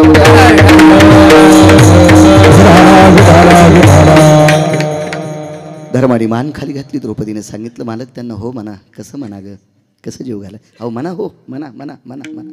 ज्याच्या जीवनात बायको सात्विक आहे का त्याला वनवासात पण स्वर्ग आहे. ज्याच्या जीवनात बायको सदाचारी, पुण्यशील, पावन, सात्विक, जंगलात स्वर्ग आहे. जंगलात जंगलात. ज्याच्या जीवनात बायको कर्कश भेटली का त्याला बंगल्यात मसन वाटा आहे. बंगल्यात मसन वाटा, बंगल्यात मसन वाटा. हे वा, पाडून देणाऱ्या घोडीवर बसण्यापेक्षा पायी पायी चाललेलं बरं. हो, लोंबकळलेल्या बोरी खालून जाणाऱ्या घोडीवर बसण्यापेक्षा पायी पायी चाललेलं बरं. वैकुंठवासी बापसाहेब मालक म्हणायचे, आयंदळ घोडीशे पायंदळ भला आणि अवकुसळ बायकोशी रांडका भला. कशा असत आहेत बघा ना, कशा असत आहेत. इथल्या सोडून तिकडे गेल्यावर यायला फोकायचं. दुसऱ्या आणू तरी कुठून? दुसऱ्या कुठून आणू नये, आहे का नाही? आहे का नाही? जी बाई आपल्या मालकाला देवासमान मानते तिच्या चपला सगट मी पाया पडणार. आणि जी मालकाला न मानता लय देव देव करती, ही दिसली तरी समजायचं गाय कापलेलं पाप लागलं. हो, बाईचा सर्वात मोठा देव आपला पती आहे माझ्या माईनो. मी पुराव्यानं सांगतोय, पुराण वाचतोय, गप्पा हाणत नाही. मी कशाला तुम्हाला टोमणे मारू, पाप लागेल मला. हो म्हणाली. हो म्हणल्याच्या नंतर धर्मानं सांगितलं, द्रौपदी करायचं काय? काय काय? डोळे झाकले आणि पंढरीतल्या मालकाला सांगितलं, मालक आम्ही वनवासात आहेत रे. साधू आमच्याकडे पाठीला, आणि साधू उपाशी कसा जाऊ देता? थाळी पालती घातलेली. तुम्ही किती पवित्र आहात. हाकेसर शिवडी सांगतोय नाना, हाकेसर शिवडी. थोडंसं वारं आलं नाना, थोडंसं वारं आल्याच्या नंतर एका पायावरचा पदर फक्त एक बोट दिशेपर्यंत सरकला. एकच बोट, ते पण नख नुसतं दिशेपर्यंत सरकला. आणि ते नख पाहिल्याच्या नंतर तिकून गजर सुरू झाला पंक्तीतला. धर्मानं विचारलं, द्रौपदी गजर पंक्तीतला आहे? हो. जेवायला बसलेत. मालकांचं वाक्य, तिचे होता दरुशन आणि मिळे पोटभरी अन्न. महाराज, या पवित्र स्त्रीचा एक नख पाहिल्याच्या नंतर 60,000 शिष्यासह गुरुजी साधू जेवून निघतोय. तिचं पायाचं नख पाहिल्याच्या नंतर तिचं शरीर किती पवित्र असेल कल्पना करा ना. काय पवित्र असेल. आणि त्या पवित्र शरीरावर आघात आलाय. चोळीची 2 नंबरची गाठ सुटली. 1 नंबरची गाठ सुटल्याच्या नंतर मरण स्वीकार, मरण बरं अशा सत्तेवर आरूढ असणारी पवित्र स्त्री जगाच्या मालकाला सांगितलं, प्रभू नको रे देवा, नको रे देवा, नको देवा, ही विडंबन नको रे माझा देवा, देवा ही परिस्थिती नको रे माय बापा, हे देवा सांभाळ रे मला परमेश्वरा, देवा मी तुला काही मागत नाही रे, जीवनभर वनवास आला तरी स्वीकारीन रे, पण हे पवित्र शरीर कोणाला दिसता कामा नको रे देवा, नको देवा, ऐक रे परमेश्वरा, ऐक ऐक ऐक. मी मगाशी बोलून गेलो, काम ऐकताना पैसे घेत नाही, काम फुकट ऐकत नाही. मग द्रौपदीने देवाला पैसे दिले नाही, मग द्रौपदी करता देव तर धावला. आपल्याला सर्वांना कथा बघण्यात आहे, मी तेच सांगणार आहे. पण केलं काय द्रौपदीनं? एके दिवशी भगवंताच्या बोट कापल्याचं निमित्त झालं. त्याचं बोट कापायला कोणाची माय वेली? चला, लोखंडाचे कारखाने कोणाच्या कृपेने चालतील? त्याच्यात चाकूचे, तलवारीचे, बरछ्याचे कारखाने कोणाच्या कृपेने चालतील? बंदुकीचे, तोफाचे कारखाने कोणाच्या कृपेनं? त्याच्याच कृपेने चालतील. त्याची जर कृपा संपली तर काल आमच्याकडे धक्का बसला. तो धक्का जर जोरात बसला तर कारखाना राहतो का? कारखाना चलीला राहतो का? कोणात ताकद आहे सगळी? त्याच्यात. वृक्षाचे पान हाली ज्याची सत्ता, राहिली अहंता मग कोठे. ही सर्व सत्ता गुरुजी ज्याच्या ताब्यात आहे, त्याचं बोट कापायची ताकद चाकूत आहे का? त्याचं बोट कापायची ताकद तलवारीत आहे का? ते निमित्त केलं, निमित्त. आणि हात असा धरला, तुळशीला पाणी घालीत होत्या द्रौपदी आईसाहेब. तिच्या दारात तुळस होती, द्रौपदीकडे तुळस होती, तुळस द्रौपदीकडं होती. तुळस असत जावी, तुळस असत जावी. योग असा आला, उद्धवाला पाहिलं. उद्धव दादा आलात? द्वारकेचे दादा नाही आले का? आलेत की. उद्धव बाजूला सरकल्याबरोबर भगवंताला पाहिलं. तुळशीला पाणी घातलेलं होतं, पूजा आटपलेली होती, प्रदक्षिणा झालेल्या होत्या, पात्र खाली ठेवलं आणि भगवंताकडे आले. दादा तुमचं बोट कापलंय? लागलीच बोट हातानं दाबून धरलं आणि तुळशी वृंदावनापाशी घरातून जाऊस तर कपडा आणेपर्यंत देवाच्या हाताचं रक्त किती जाईल म्हणून डाव्या हाताने बोट दाबलं आणि उजवा हात पदराला घातला आणि पदर डाव्या हाताने उजव्या हाताने कोपरात डाव्या बगलात दाबला. फाडणार तेवढ्या अवकाशात उद्धव बरसले. ताई! काय उद्धव दादा? ताई, कपाळावर कुंकू असल्याच्या नंतर पवित्र भारत देशातल्या महाराष्ट्रातल्या स्त्रीने पदराकडनं नाटी फाडायची नसती. आमच्याकडे एक जुनी माऊली होती. ती अशा जुन्या नव्या पोरींना सांगायची, अगं गरिबी किती जरी आली तर उलटी साडी नेसायची नाही ग. पदरावर जरी, डोक्यावर जरी पदर फाटला तरी तो शिवायचा, त्याला मोड भरायची आणि तेच लुगडं पदराकडनं नेसायचं, डोकं पांघरून घ्यायचं. का? तुझ्या कपाळावर कुंकू उलटं नेसायचं नाही. पदराकडनं दशी त्या दिवशी फाडत असतात. भावानं 13व्या दिवशी आणलेल्या लुगड्याची दशी फाडून नेसावं लागते, पण त्या दिवशी ते लुगडं नेसावं लागते, त्या दिवशी मालक मशानात पेटलेले असतात. म्हणून उद्धवानं सांगितलं, ताई तू पदराकडनं नाटी फाडतेस? दादा उत्तर नंतर देईल. आणि टहर दिवशी पितांबर फाडला. चिंधी बांधिते द्रौपदी हरीच्या बोटाला, चिंधी बांधिते द्रौपदी हरीच्या बोटाला. एक शपथ पुरावा सुद्धा ऐकला नाही. भर जरी ग पितांबर दिला फाडून, द्रौपदीशी बंधू शोभे नारायण. फाडला पितांबर. द्रौपदीला 9 लोकांनी प्रश्नाला घेरलं. हे द्रौपदी, कपाळावर कुंकू असताना तू पितांबर फाडलास, तुला देव मोठा का पती मोठा? चौकट सामान्य नाही गुरुजी. तुला देव मोठा का पती मोठा? पती जिवंत असताना जर पदराकून नाटी फाडून तू कृष्णाच्या बोटाला बांधली असेल तर तुला देव मोठा आहे, पती लहान आहे. आणि पती जर लहान असेल तुझ्या अंतकरणात तर तू पतिव्रता कसली? पहिला प्रश्न उद्धवाचा. दुसरा प्रश्न श्रुतीचा आहे. हे द्रौपदी माते, सौभाग्यवती स्त्रीला देवापेक्षा पती श्रेष्ठ असावा. शंकर उभेत, पांडुरंग उभेत, गजानन बाबाच्या मंदिरापाशी नवरा उभा आहे आणि इथं त्याची बायको उभी आहे. तिच्या हातात पाण्याची कळशी आहे, तांबे आहे. शंकरानं पाणी मागितलं, पांडुरंगानं पाणी मागितलं. शिवजींना सांगितलं देवा पांडुरंगाला देते तुम्हाला येते, किंवा शिवजीला सांगितलं तुम्हाला देते मग पांडुरंगाला देते. पण या दोघायला पाणी देतात तर तिकून म्हणला ए ग मला तहान लागली. आता तिने कोणाला द्यायचं? पांडुरंगाला, शंकराला? मुळीच नाही. तिने तिच्या नवऱ्याला पाणी द्यायचं. नवऱ्याला पाणी न देता ह्या दोन्ही देवायला देत असेल तर हे दोन्ही देव तिला मानित नाहीत. मानी भ्रताराची बोली आणि धन्य जगी ती माऊली. मालकांचा शब्द आहे महाराज. जी आपल्या मालकांचा शब्द पडू देत नाही हे दोन्ही देव तिला मानतात. मग द्रौपदी सांग तुला देव श्रेष्ठ का पती श्रेष्ठ? तिने सांगितलं पती श्रेष्ठ. मग द्रौपदी तू पतिश्रेष्ठ असं जर तोंडानं म्हणत असशील, आम्हाला तर कृतीत तू पतीच्या विरोधात गेली दिसतेस. कपाळावर कुंकू असताना सरळ सरळ पदर फाडला आणि देवाच्या बोटाला बांधला. तुला देव श्रेष्ठ वाटलाय ना ग? पतीला कुठं मानतेस ती? द्रौपदीने उद्धवाला सांगितलं दादा एक बोलू का रे तुला? श्रुतीनं काही प्रश्न करू दे रे दादा, पण तू माझा भाऊ आहेस रे, मी तुला दादा म्हणते, तू बहिणीच्या विरोधात जाऊ नकोस ना. उद्धवाच्या डोळ्याला टच पाणी आलं आणि सांगितलं ताई माफ कर, पुराणाच्या विरुद्ध वागलेल्या बहिणीला मी मानित नाही. उद्धव सामान्य व्यक्ती नाही, नवविदा भक्तीतलं एक सूत्र आहे. उद्धव नवविदा भक्तीतलं एक सूत्र आहे. श्रुतीने सांगितलं द्रौपदी माते मला प्रश्नाचं उत्तर पाहिजे. ठीक आहे माय ऐक. उद्धव दादा ऐक, श्रुती माते ऐक. मी कपडावर कुंकू असताना नाटी फाडायला नव्हती पाहिजे, पण फाडली तरी पण मी पतीलाच मानते. श्रुती म्हणले शब्दानं सांगू नकोस, त्याचा पुरावा दे. उद्धवानं सांगितलं शब्दानं सांगू नकोस, त्याचा पुरावा दे. कपाळावर कुंकू असताना तू पतीला मानतेस तरी नाटी फाडलीस, तुला देवच श्रेष्ठ आहे, पती श्रेष्ठ नाही. ऐक रे उद्धव दादा ऐक ऐक ऐक. कपाळावर कुंकू असताना पदराकडनं नाटी फाडायला पाहिजे नव्हती, पण या कपाळावर कुंकू किती दिवस ठेवायचे हे ज्याच्या हातात आहे त्याच्यासाठी नाटी फाडी, इतकं लक्षात ठेव. माझ्या कपाळावर सौभाग्याचं कुंकुम किती दिवस ठेवायचे आणि कोण्या दिवशी पुसायचे हे ज्याच्या हातात आहे त्याला जगाचा बाप म्हणतात. मी त्याच्यासाठी पदर फाडलाय, मी आयऱ्या गायऱ्यासाठी फाडला नाही. श्रुती रडत होती, उद्धव रडत होता.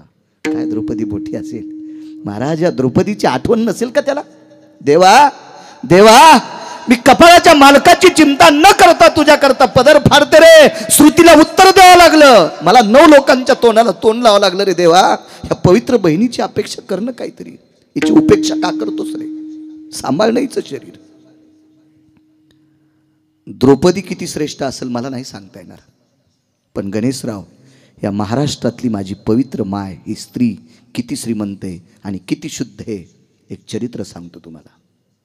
अल्लाउद्दीन खिलजी नावाचा एक व्यक्ती होऊन गेला. खिलजी एका प्रांतीय राजाच्या पत्नीचं नाव होतं गुरुजी पद्मावती. प्रांतीय राजा होता आणि त्याच्या पत्नीचं नाव होतं पद्मावती. पद्मावती ही पद्मावती इतकी सुंदर होती, इतकी सुंदर होती. अल्लाउद्दीन खिलजीच्या गुमास्त्यानं सांगितलं सरकार ये पद्मावती नामक हिंदू की एक भार्य आहे बोले. आणि त्या गुमास्त्याचं ऐकून तो खिलजी इतका त्याच्या पोटात कामाचा डोम पेटला आणि तो एके दिवशी स्वारी पद्मावतीच्या नगरापर्यंत आली. त्या नगराच्या बाहेर पालं ठोकली, मुक्काम केला आणि 550 उघड्या तलवारी घेऊन सोबत माणसं घेऊन हा खिलजी पद्मावतीच्या वाड्याकडे धावलेला आहे. महाराज वाड्याच्या मोठ्या वस्तीवर पडवीमध्ये पद्मावतीचे मालक बसलेले. खिलजीकडे पाहिलं, त्या 5-25 तलवारी उघड्या पाहिल्याबरोबर अंतःकरण डबडबलं आणि तो बऱ्याच दूर 200-400 फुटाच्या लांब असताना अंतःकरणाला पीळ पडला. पाठीमाग गेला, डोळ्याच्या कडावल्या झाल्या आणि पत्नीने विचारलं को भवा रुदंती हा, को भवा रुदंती हा. पती आपण कशा करता रडता मालक, कशा करता? खिलजी आलाय. मालक मरणाची भीती वाटते? नाही ग, मला मारणार नाही, मला तो तलवार मारणार नाही, मला कापणार नाही, मला तोडणार नाही, काही नाही, माझी संपत्ती पण घेणार नाही. मग रडता कशा करता? माझ्या पुरुषार्थाची संपत्ती माझी पत्नी आहे आणि हिच्या शरीराचे लचके तोडण्यासाठी तो आलेला आहे. याच्याकरता डोळे रडत नाहीत ग पद्मावती, अंतःकरण रडतंय. महाराज काय पवित्र स्त्री आहे महाराष्ट्राची. त्या पवित्र स्त्रीनं करी गुरुजी पदराच्या कोपऱ्याने नवऱ्याचे डोळे पुसले आणि सांगितलं, मालक तुमच्यासारख्या पुरुषार्थ संपन्न पतीच्या नावानं ललाटावर कुंकू लावते. कोणाची मायवेली या पतिव्रतेला हात लावायची? कोणाची मायवेली? मालकानं सांगितलं, पद्मावती तो फार वितंडवादी आहे ग, तो फार उग्र आहे. त्याच्या अंतःकरणात दयामया नाही, राक्षसापेक्षा तो क्रूर आहे. तो तुझ्या शरीराचे लचके तोडण्यासाठी आलेला आहे. काळजी करू नका मालक, काळजी करू नका. मी तुम्हाला वचन देते, वचन देते. तिनं 2 वाक्य सांगितले होते, ते वाक्य तुम्हाला पुढे सांगतोय. थोडंसं दमदारा. मालक फक्त 10-5 मिनिटापुरती खिलजीला तिथे पडवीमध्ये वसरीमध्ये त्याला थोडं स्थिर करा. तोपर्यंत तुमची पत्नी काय करेल हे तुम्हाला नंतर कळेल. वाड्याला दरवाजे 2 होते. एक परस दरवाजा म्हणतात. त्या दरवाज्यातून गाईच्या गोठ्याकडे जाता येत होतं, पाण्याला जाता येत होतं, सरपणकाडी आणायला जात होतं. वळही तिकडेच पाठीमागं होती. पाण्याचा आडसुद्धा वाड्याच्या बाहेर पलीकडेच होता. कर्मनो गहनोगती तो आड सुकलेला होता, त्याला पाणी नव्हतं गणेशराव. त्या आडाच्या बाजूला गाईचा गोठा होता. त्या गाईतल्या गोठ्यातल्या गाईची शेपटीला स्पर्श केला आणि त्या गाईची शेपटी धरून स्वतःच्या कुंकावर आदळली. ह्या भारताची स्त्री किती पवित्र आहे लक्षात घ्या. गाईची शेपटी कपाळावरच्या कुंकावर आदळली आणि त्या गाईला सांगितलं, बाई हे गौमाते, या पवित्र भारत देशातली स्त्री आपल्या पतीवर लेकरा इतकं प्रेम करते, पण आज काही वेळाच्या नंतर मी माझ्या पतीवर प्रेम करणार नाही, कारण मी राहणार नाही. त्या गाईला प्रणाम केला. गौमाते, उद्यापासून दूध शिल्लक दे, उद्यापासून दूध शिल्लक दे. तुझ्या दुधाने माझ्या पतीचा उदरनिर्वाह होईल. गाईला प्रणाम केला. त्या शुष्क झालेल्या विहिरीमध्ये बऱ्यापैकी सरपण टाकून दिलं. ते लवकर पेटावा याच्याकरता 2-4 पेंड्या सुद्धा टाकून दिल्या आणि नाना अग्नीची काडी टाकून दिली. तेवढ्या अवकाशात पतीनं तिकून पाहिलं. हा वळवळ करत होता, खिलजी वळवळ करत होता. 2 मिनिटाकरता पतीला जवळ बोलवलं. त्याला माहीत होतं काही जरी झालं तर माझ्या हातातून जाणार नाही. वाड्याला 4ही बाजूनं त्याच्या सैन्यानं वेढा घातलेला होता. हे दोघं पती-पत्नी मधात होते. पद्मावतीच्या मालकाच्या सैन्यातले सर्व शस्त्र हिरावून घेतलेले होते. ते मानाखाली घालून उभे होते. व्यसन घातलेल्या बैलावर त्यांची अवस्था झालेली होती. आणि बालकाला जवळ बोलिलं आणि चरण स्पर्श केला. मालक, तुम्हाला अजूनही वाटते हा नराधम तुमच्या पवित्र स्त्रीला स्पर्श करील? ऐकता का मालक? वाक्य काय सांगितलं तिने माहिती आहे तुम्हाला? माझ्या 18 संतांपैकी एका मालकानं लिहिलेलं वाक्य, सर्प माथा मनी, सर्प माथा मनी. पुढचं वाक्य सांगू गुरुजी. पतिव्रतेचे स्तन विध्वंसल्या प्राण हाताने, विध्वंसल्या प्राण हाताने. मालक, सर्पाच्या डोक्यावरचा मणी जीव गेल्याशिवाय सर्प घेऊ देत नाही. जिवंतपणी सर्प मणी घेऊ देणार नाही. सर्प माथा मणी जीव गेल्याशिवाय डोक्यावरला मणी घेऊ देणार नाही. आणि पतिव्रता मरेपर्यंत आपल्या शरीराला हात लावू देणार नाही. पतिव्रतेचे स्तन विध्वंसल्या प्राण हाताने.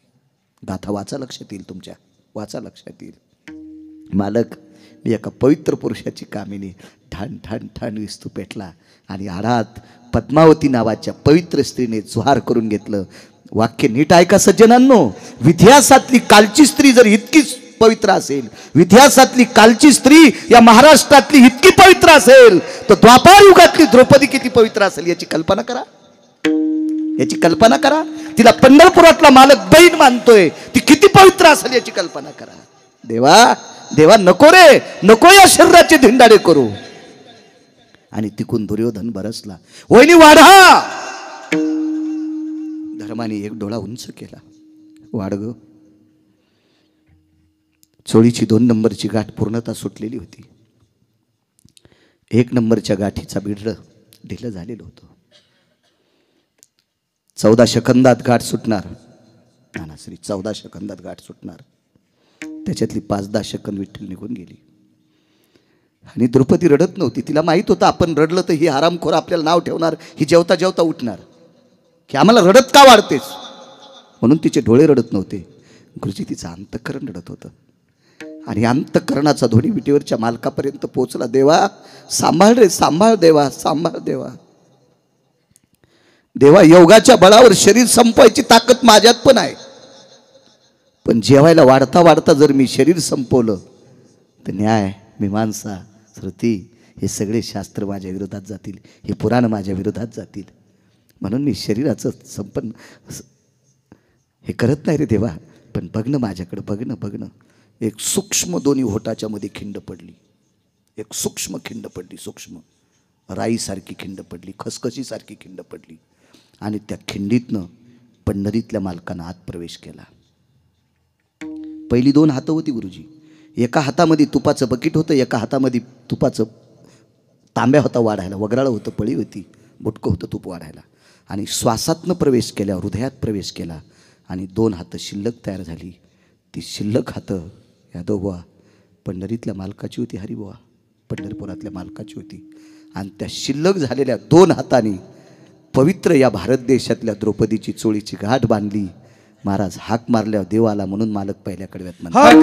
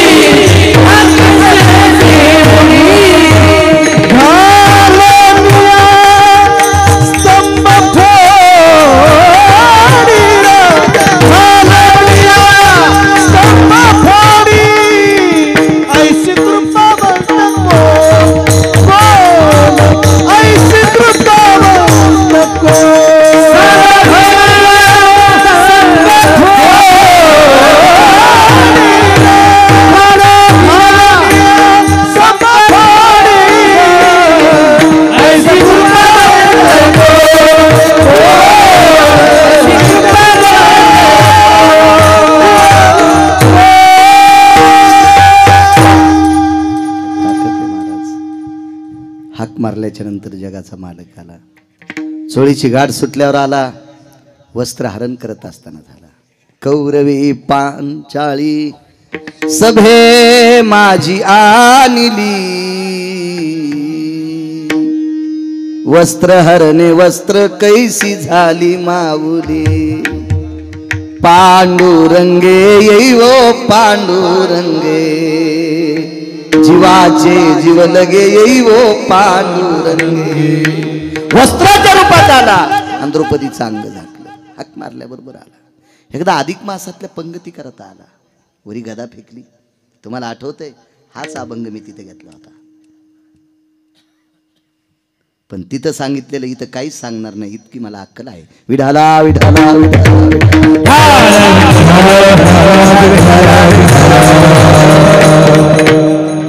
मेमरी कार्ड चांगले नाना माझं, म्हणून तर मी मोबाईल साधा वापरितो. याला शिव्या पाठ आहेत 250 लोकांनी दिलेले. ऐकू ऐकू 6 शिव्या ऐकली की पाठ होती, डिलीट होतच नाही. तुमचे मोबाईल तरी चुकीचं बटन दाबल्यावर जे जाऊन ते दुसऱ्याला जातं. ह्याच्यातलं काय जाणार आहे, डिलीट होतच नाही. गाणे पाठ आहेत 450. ट्रॅक्टरचे मुंडके जोरात गाडत ते उसावली ट्रॅक्टर. मेमरी कार्डच आहे ते. हकेसरची उडी. महाराज काय भक्ताचं नाविन्य.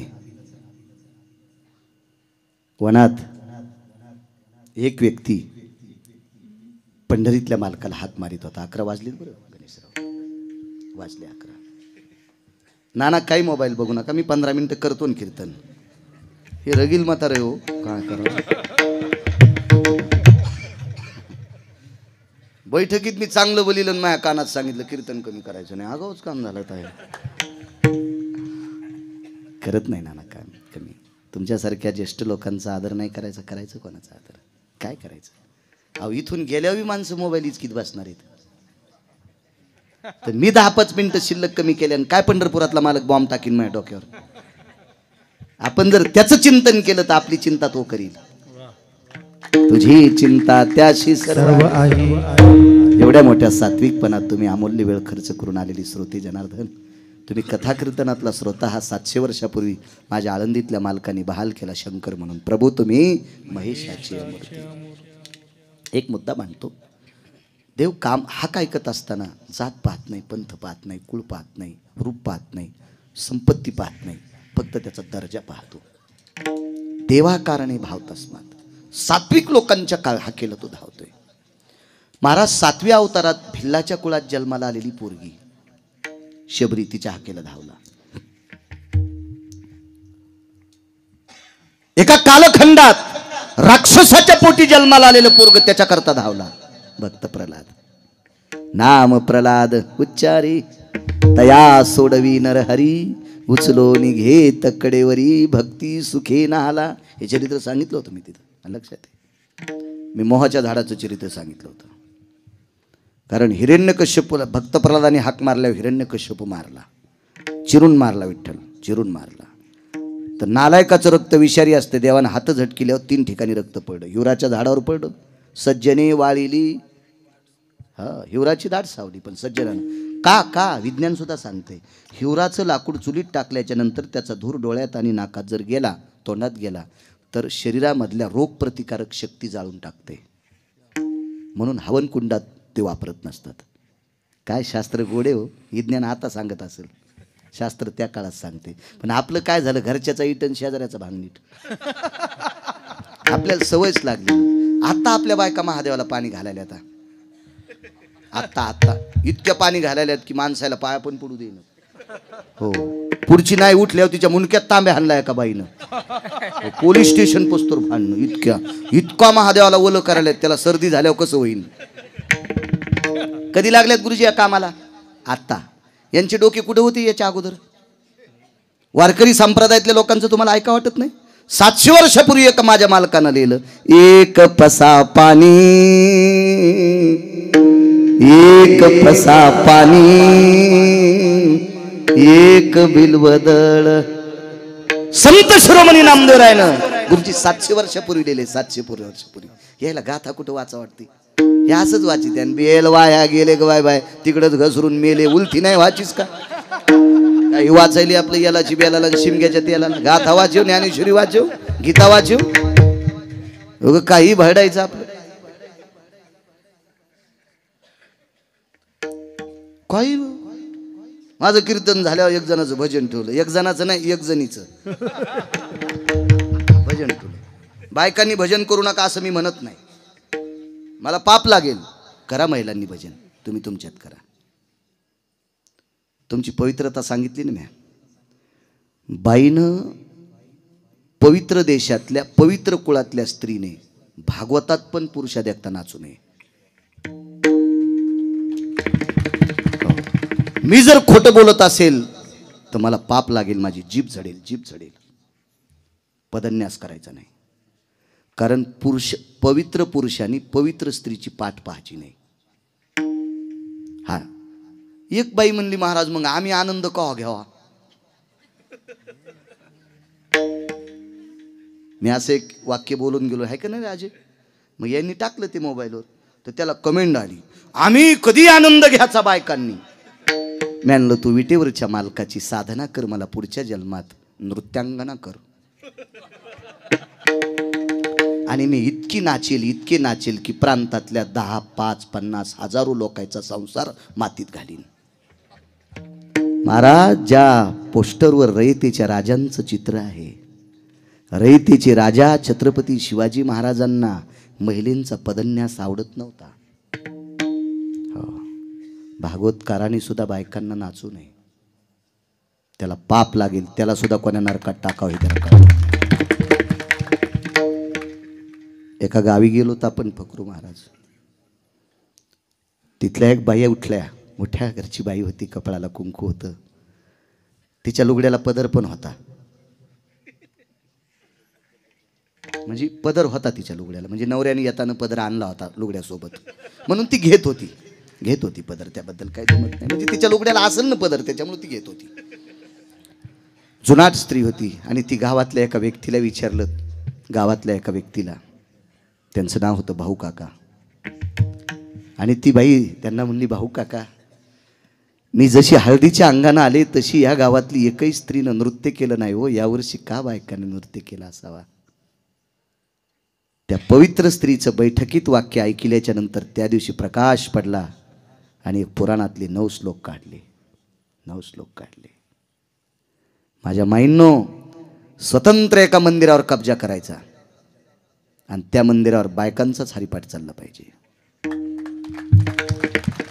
कोण म्हणतंय तुम्हाला भजन करू नये, पण तुम्ही तुमच्यात. कोण म्हणतंय तुम्हाला गाथा पारायण करू नये, तुमच्यात. कोण म्हणतंय तुम्हाला ज्ञानेश्वरी पारायण करू नये. उभं राहून ज्ञानेश्वरी वाचा, उभं राहून गाथ्याचं भजन करा, डुल्लून करा, तुम्ही तुमच्यात करा. चला, काय सांगू लागलो मी. नंतर भजन ठेवलं. हा हा, वा वा वा वा वा, बाई म्हणल्यावर कशी ध्यानात राहिली हो. काय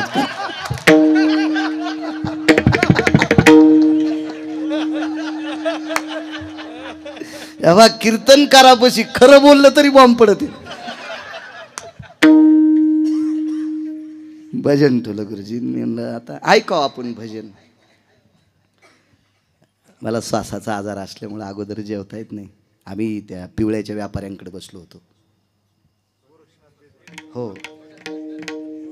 हो ना, मग पिवळे सोन्याचीच व्यापारी ते, लोखंडाच्या थोडं पिवळं म्हणतात. कायच करावं, माया गोळ्या संपल्या का काय राजू, काय आगाव धंदानाथ आहे का पावर. त्यांनी बऱ्यापैकी बरंच आणलं होतं, ते दाबलेले उमरं, त्याला अंजीर म्हणतात का, ते वाकड्या तोंडाचे ते काजू. मी आपलं शेंगदाण्यालाच काजू म्हणून खात असतो. कशाला मानावे ते म्हणी समाधान, कशाला आगावपणा करायचं आहे का नाही. ते पाहायला भेटलं आपल्याला, तर मी म्हणलं नको, गणेशरावकडे जेवायला जायचं, त्याला बी जीव दिलं नाही, म्हणलं नंतर जीव आपण.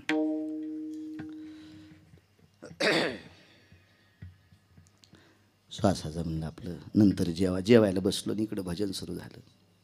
काय अभंग गोड होता. पार्वती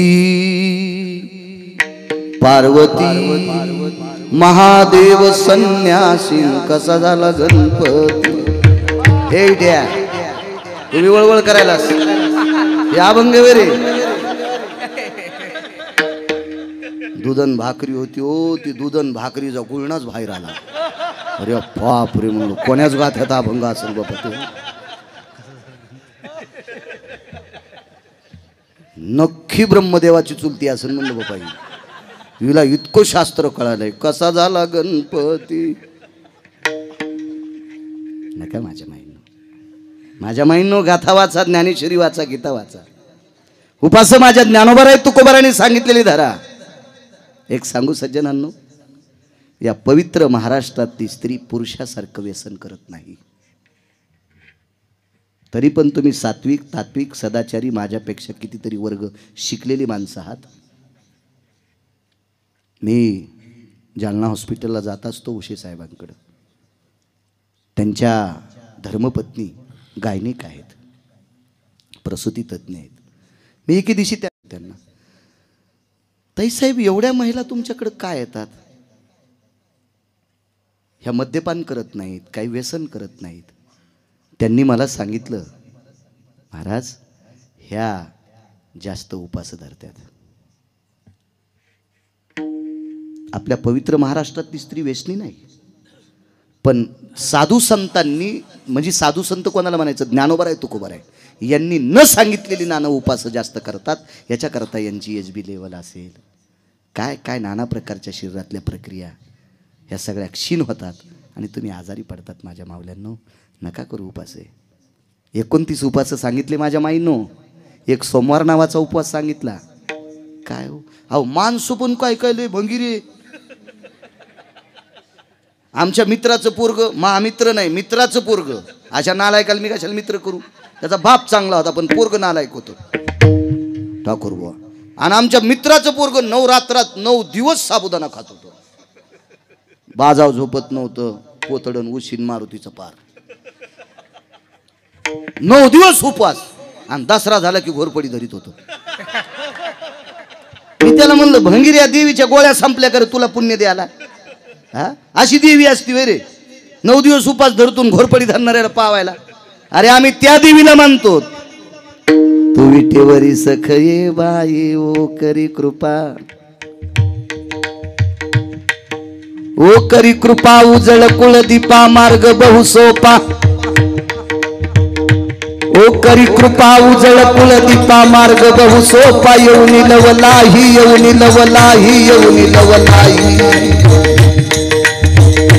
सच्चिदानंद बाई हो करी कृपा, आनंद बाई हो करी कृपा, बाई हो करी कृपा, बाई हो करी कृपा.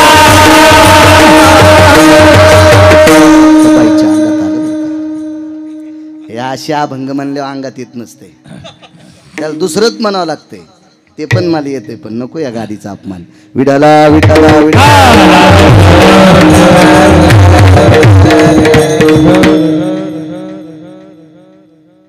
जगाचा मालक धावत येतो. राक्षसाच्या कुळात जन्माला आलं पोरग, बाप मारला त्याचा, रक्त 3 झाडावर पडलं. इथपर्यंत आलतो ना ठाकूरबा. हिवराची दाट सावली सज्जने वाळीली. त्याच्यानंतर औदुंबराच्या झाडावर उमराच्या झाडावर विष पडलं, रक्त पडलं. पण एका ब्रह्मवेत्यानं गणेशराव शमन केलं. त्या ब्रह्मवेत्याचं नाव आहे दत्तात्रय. दत्तात्रय सांगितला होता मी तिथे प्रसंग, आठवते मला, आठवते. मेमरी कार्ड ताई ठेव, आठवते. आणि त्याच्यानंतर रक्त पडलं मोहाच्या झाडावर. तर मोहाच्या झाडावर इतकं विष गेलं की मोहाच्या झाडाला फुलं आल्यावर पान राहत नाही. मोहाच्या झाडाला फुलं आल्यावर पान राहत नाही. आणि याच्या फुलाचं ज्यानं पाणी पिलं त्याच्या घरावर पत्तर राहत नाही. हा हिरण्यकश्यपूचं महाराज प्रल्हादा करता धावला, कडेवर घेतलं, कडेवर घेतलं, कडेवर. आणि काय महाराज प्रल्हादाने विचारलं, देवा अरे राक्षसाच्या कुळातला असू दे पण भजने आहे ना, वारकरी आहे ना. आईसाहेब तर म्हणतात हो का उत्तम चांडाळ, त्याची पायी माझे कपाळ. वारकऱ्याला जातीचा संबंध नाही. तृतीय पंथातला एक 22 वर्षाचा मुलगा, तृतीय पंथातला एक 22 वर्षाचा मुलगा नाना एका जुनाट वारकऱ्याकडे गेला आणि त्या वारकऱ्याचं दर्शन घेतलं. आणि त्या वारकऱ्याचं ऐकून पंढरपूरला गेला. पंढरीमध्ये अनंत पाप्यांचं पाप धुणारी, तीर्थाला पवित्र करणारी पवित्र गंगा चंद्रभागा, सकल तीर्थे घडती एक वेळा ती चंद्रभागा डोळा देखलिया. अशा परमपावन तीर्थाचं स्नान केलं. घरी आले आणि त्या वारकऱ्यानं सांगितलं, विश्वाच्या मालकानं तुला डोक्यावर घ्यावा असं जर पाहिजे असेल तर तू भजन करत जाय. ते म्हणला आई मानित नाही, बाप मानित नाही, मित्र मानित नाही, पाहुणे रावणे मानित नाहीत, जे भेटेल ते मानित नाही, देव कसं मानील. मग ऐकणं म्हणे तू, विश्वास येतो करी स्वामीवरी सत्ता, आणि कर भजन. आणि मरेपर्यंत भजन केलं आणि तो तृतीयपंथी मरण पावला, स्वर्गाला गेला. ज्यानं सांगितलं तो स्वर्गाला भेट झाली, आनंद वाटला. सांगणारा व्यक्ती रडत होता, हाही व्यक्ती रडत होता. पण थोड्या वेळाने खिन्न झाला. महाराज तुमचं ऐकून भजन केल्यामुळं स्वर्गात जागा भेटली, पण खालचे लोक अजूनही मला नाव ठेवतात. खालचे लोक अजूनही मला नाव ठेवतात. कोणाची मायविली तुला नाव ठेवायला म्हणले. आता पंढरपुरातल्या मालकानं तुला डोक्यावर घेतलंय, गाथ्यात घातलंय तुला, गाथ्यात गाथ्यात. त्याचं नाव सकाळच्या गाथ्यात आहे. कानो पात्रा खोदू पिंजारी तो दादू,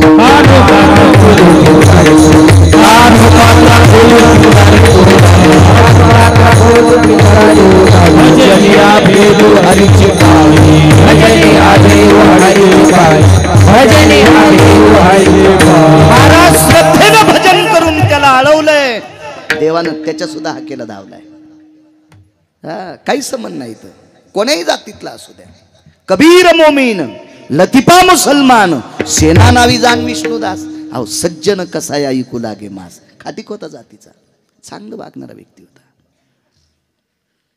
या संप्रदायात हाक मारण्यासाठी जातीचा प्रभेद नाही, प्रबंध नाही. कुळाचा प्रबंध नाही, गरिबी श्रीमंतीचा प्रबंध नाही, फक्त भक्तीचा प्रबंध आहे. भाविक असेल तो हाक मार.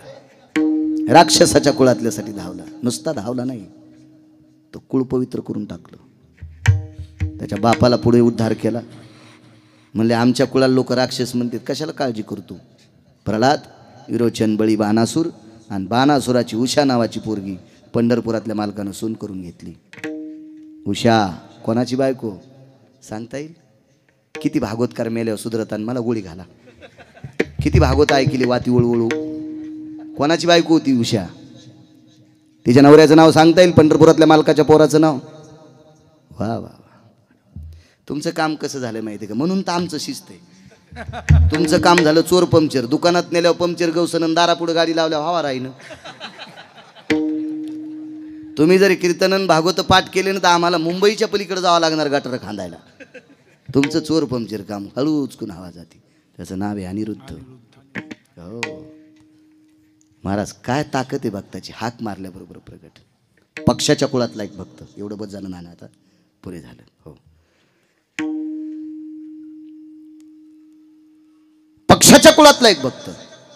तो भक्त सामान्य नव्हता, तो कश्यपाचा नातू होता. कश्यपाचा नातू आहे, कश्यपाचा नातू आहे. महाराज पैठणच्या मालकांनी वाक्य लिहिले. तो किती गोड बोलत होता. मिरे मिरे मिरे मिरे कश्यपाचा नातू, मिरे मिरे मिरे कश्यपाचा नातू, जटायु नामे विख्यातू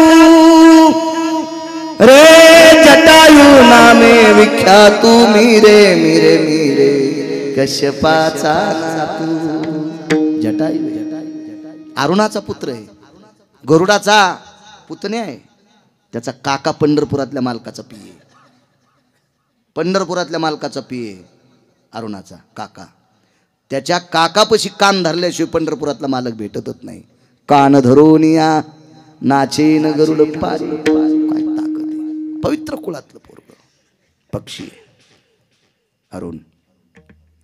जटायू, ह्या जटायूनं शुद्धांतकरणानं जगाच्या मालकाला हाक मारली आणि विटेवरचा मालक त्याच्याकरता धावला. त्याचं पूर्ण 3 दिवसाचा दक्षिणेकडे तोंड करून तर्पणविधी केला आणि कायमस्वरूपी त्याच्या अस्थी एका पवित्र गंगेत विसर्जित केल्या.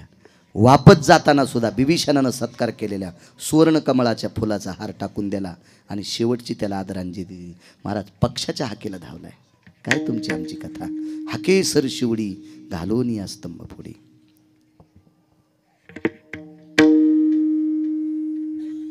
पूज्य श्री वैकुंठवासी समाधीधन सद्गुरू लगदनारायण महाराजांच्या चरणी दंडवत करतो. गुरुवारी वैकुंठवासी महंत महादेवबाबांच्या चरणी साष्टांग प्रणिपात करतो. पूज्य श्री प्रेममूर्ती प्रेम भास्कर दयेचे सागर सद्गुरू शिवाजी बाबांच्या चरणी दंडवत करतो. महंत श्री संभाजी महाराजांना प्रणाम करतो. उपस्थित श्रोत्यांना साष्टांग प्रणिपात करतो. आदरणीय गणेशराव नलवडे युवा उद्योजक, तुम्हालाही धन्यवाद देतो. नाना, या मंडळात जेवढी माणसं असतील बऱ्यापैकी नावं आहेत, सर्वांना धन्यवाद देतो. गेल्या 13 वर्षापासनं ही धर्माची लावलेली पताका, ही ज्ञानोबाराय तुकोबारायची धर्म पताका रोवलेली तुम्ही गोड स्वरूपात अजून जशाला तशी ठेवली. काय सुंदर जागा आहे, काय मस्त सुंदर बसण्यासाठी. अंथरण नसलं तरी कोणाच्या अंगाला मळ लागणार नाही. माझ्या भगवान गजानन बाबांची ही पवित्र वास्तू अशा पवित्र मंदिरामध्ये सद्गुरू नगदनारायण महाराजांचा पुण्योत्सव तुम्ही साजरा करता. तुम्हा सर्व सात्विक श्रोत्यांना सज्जनांना प्रणाम करतो. श्री विठ्ठल भैया संपर्क करत होते. भैया तुम्हाला सुद्धा धन्यवाद.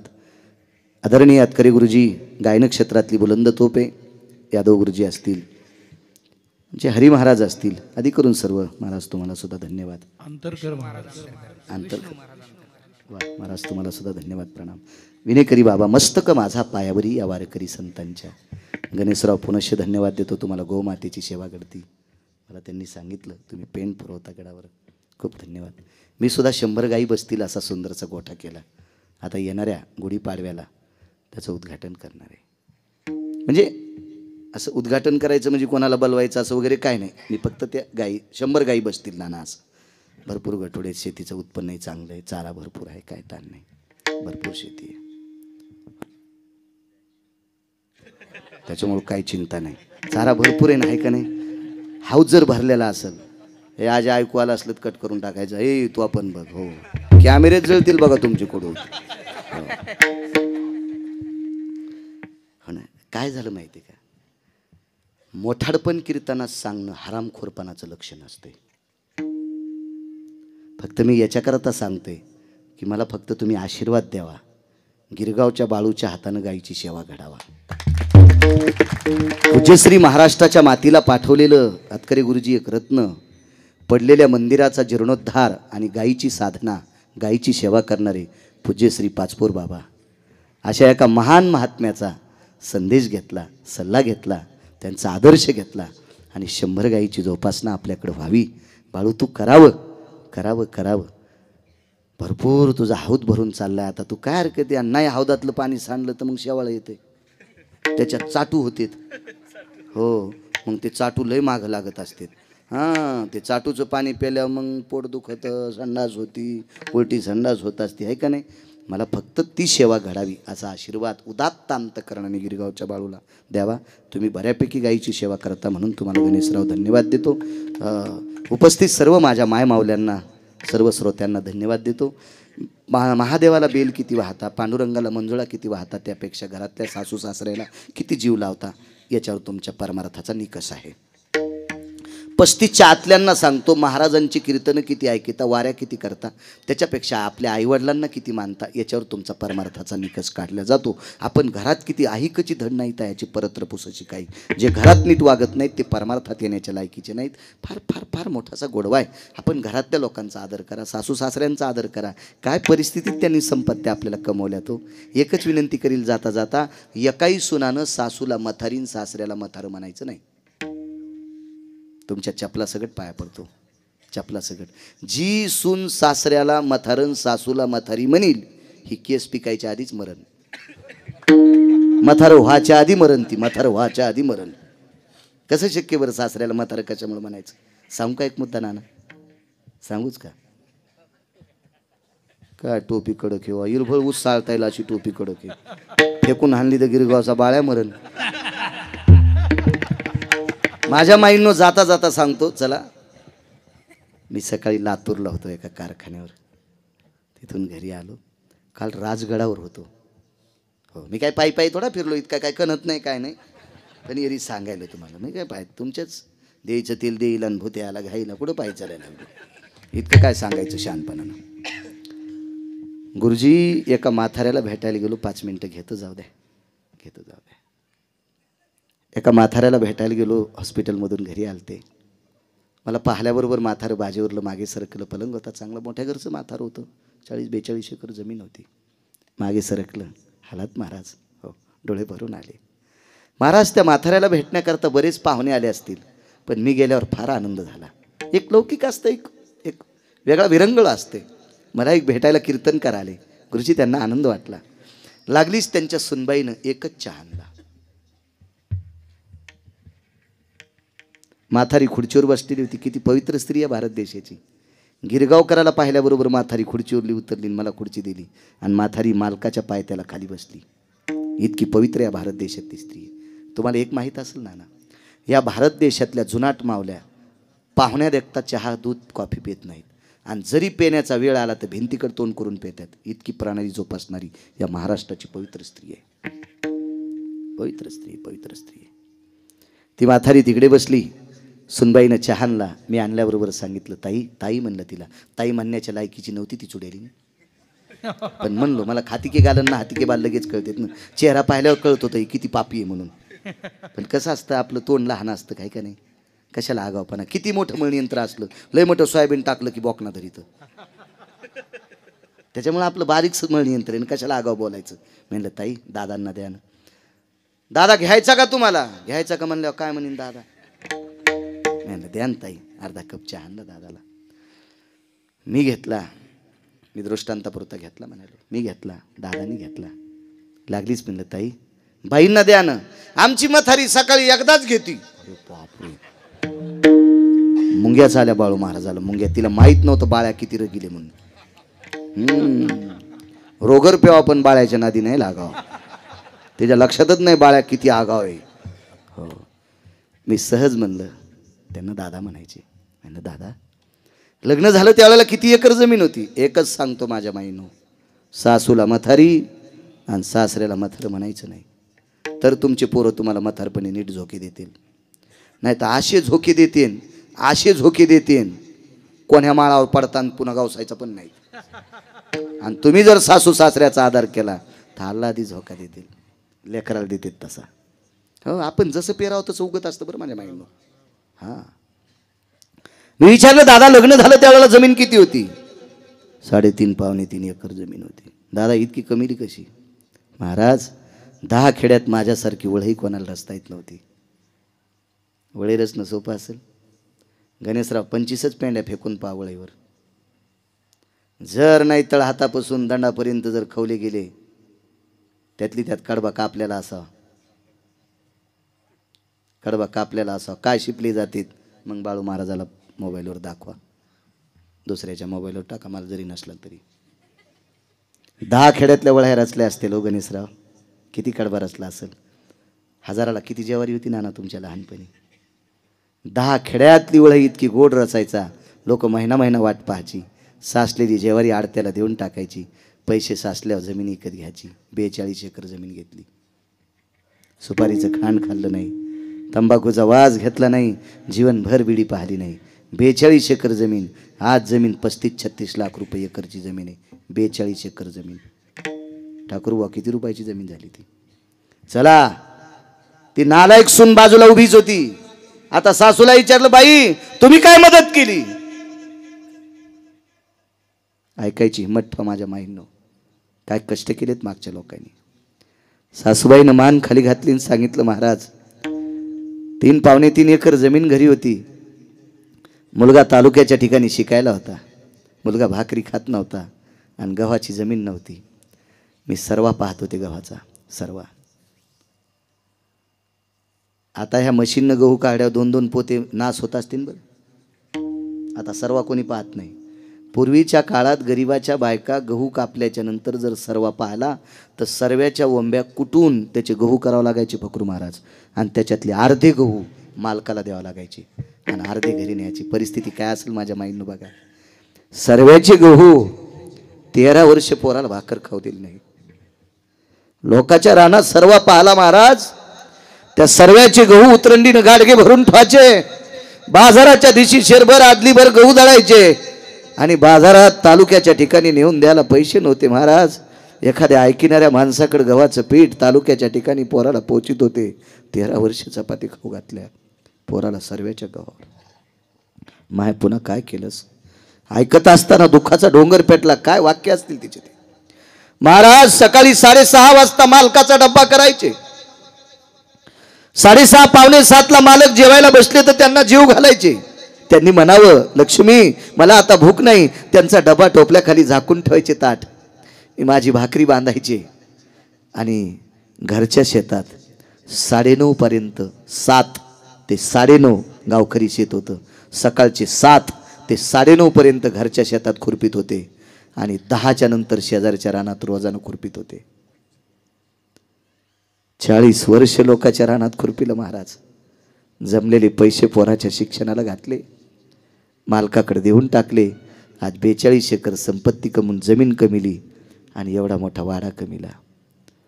त्या बाईकडे पाहिलं आणि त्या बाईला सांगितलं, ताई ज्या सासऱ्याने अंग कापेपर्यंत लोकांच्या वळ्या रचल्या ग, ज्या सासूनं घरच्या शेतात काम करून दुसऱ्याच्या शेतात खुरपिलं ग,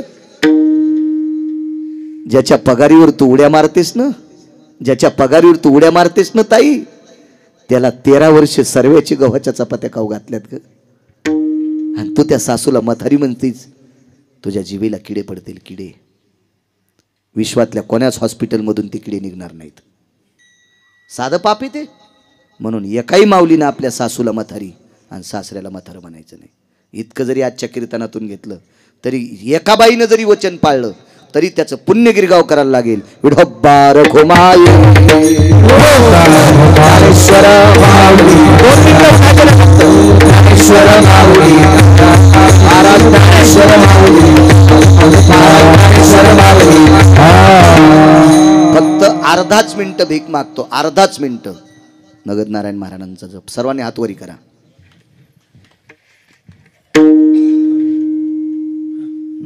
हा बोललेले कुरेवे जप जप जप. नारायण नारायण जगद नारायण हा बाबा नारायण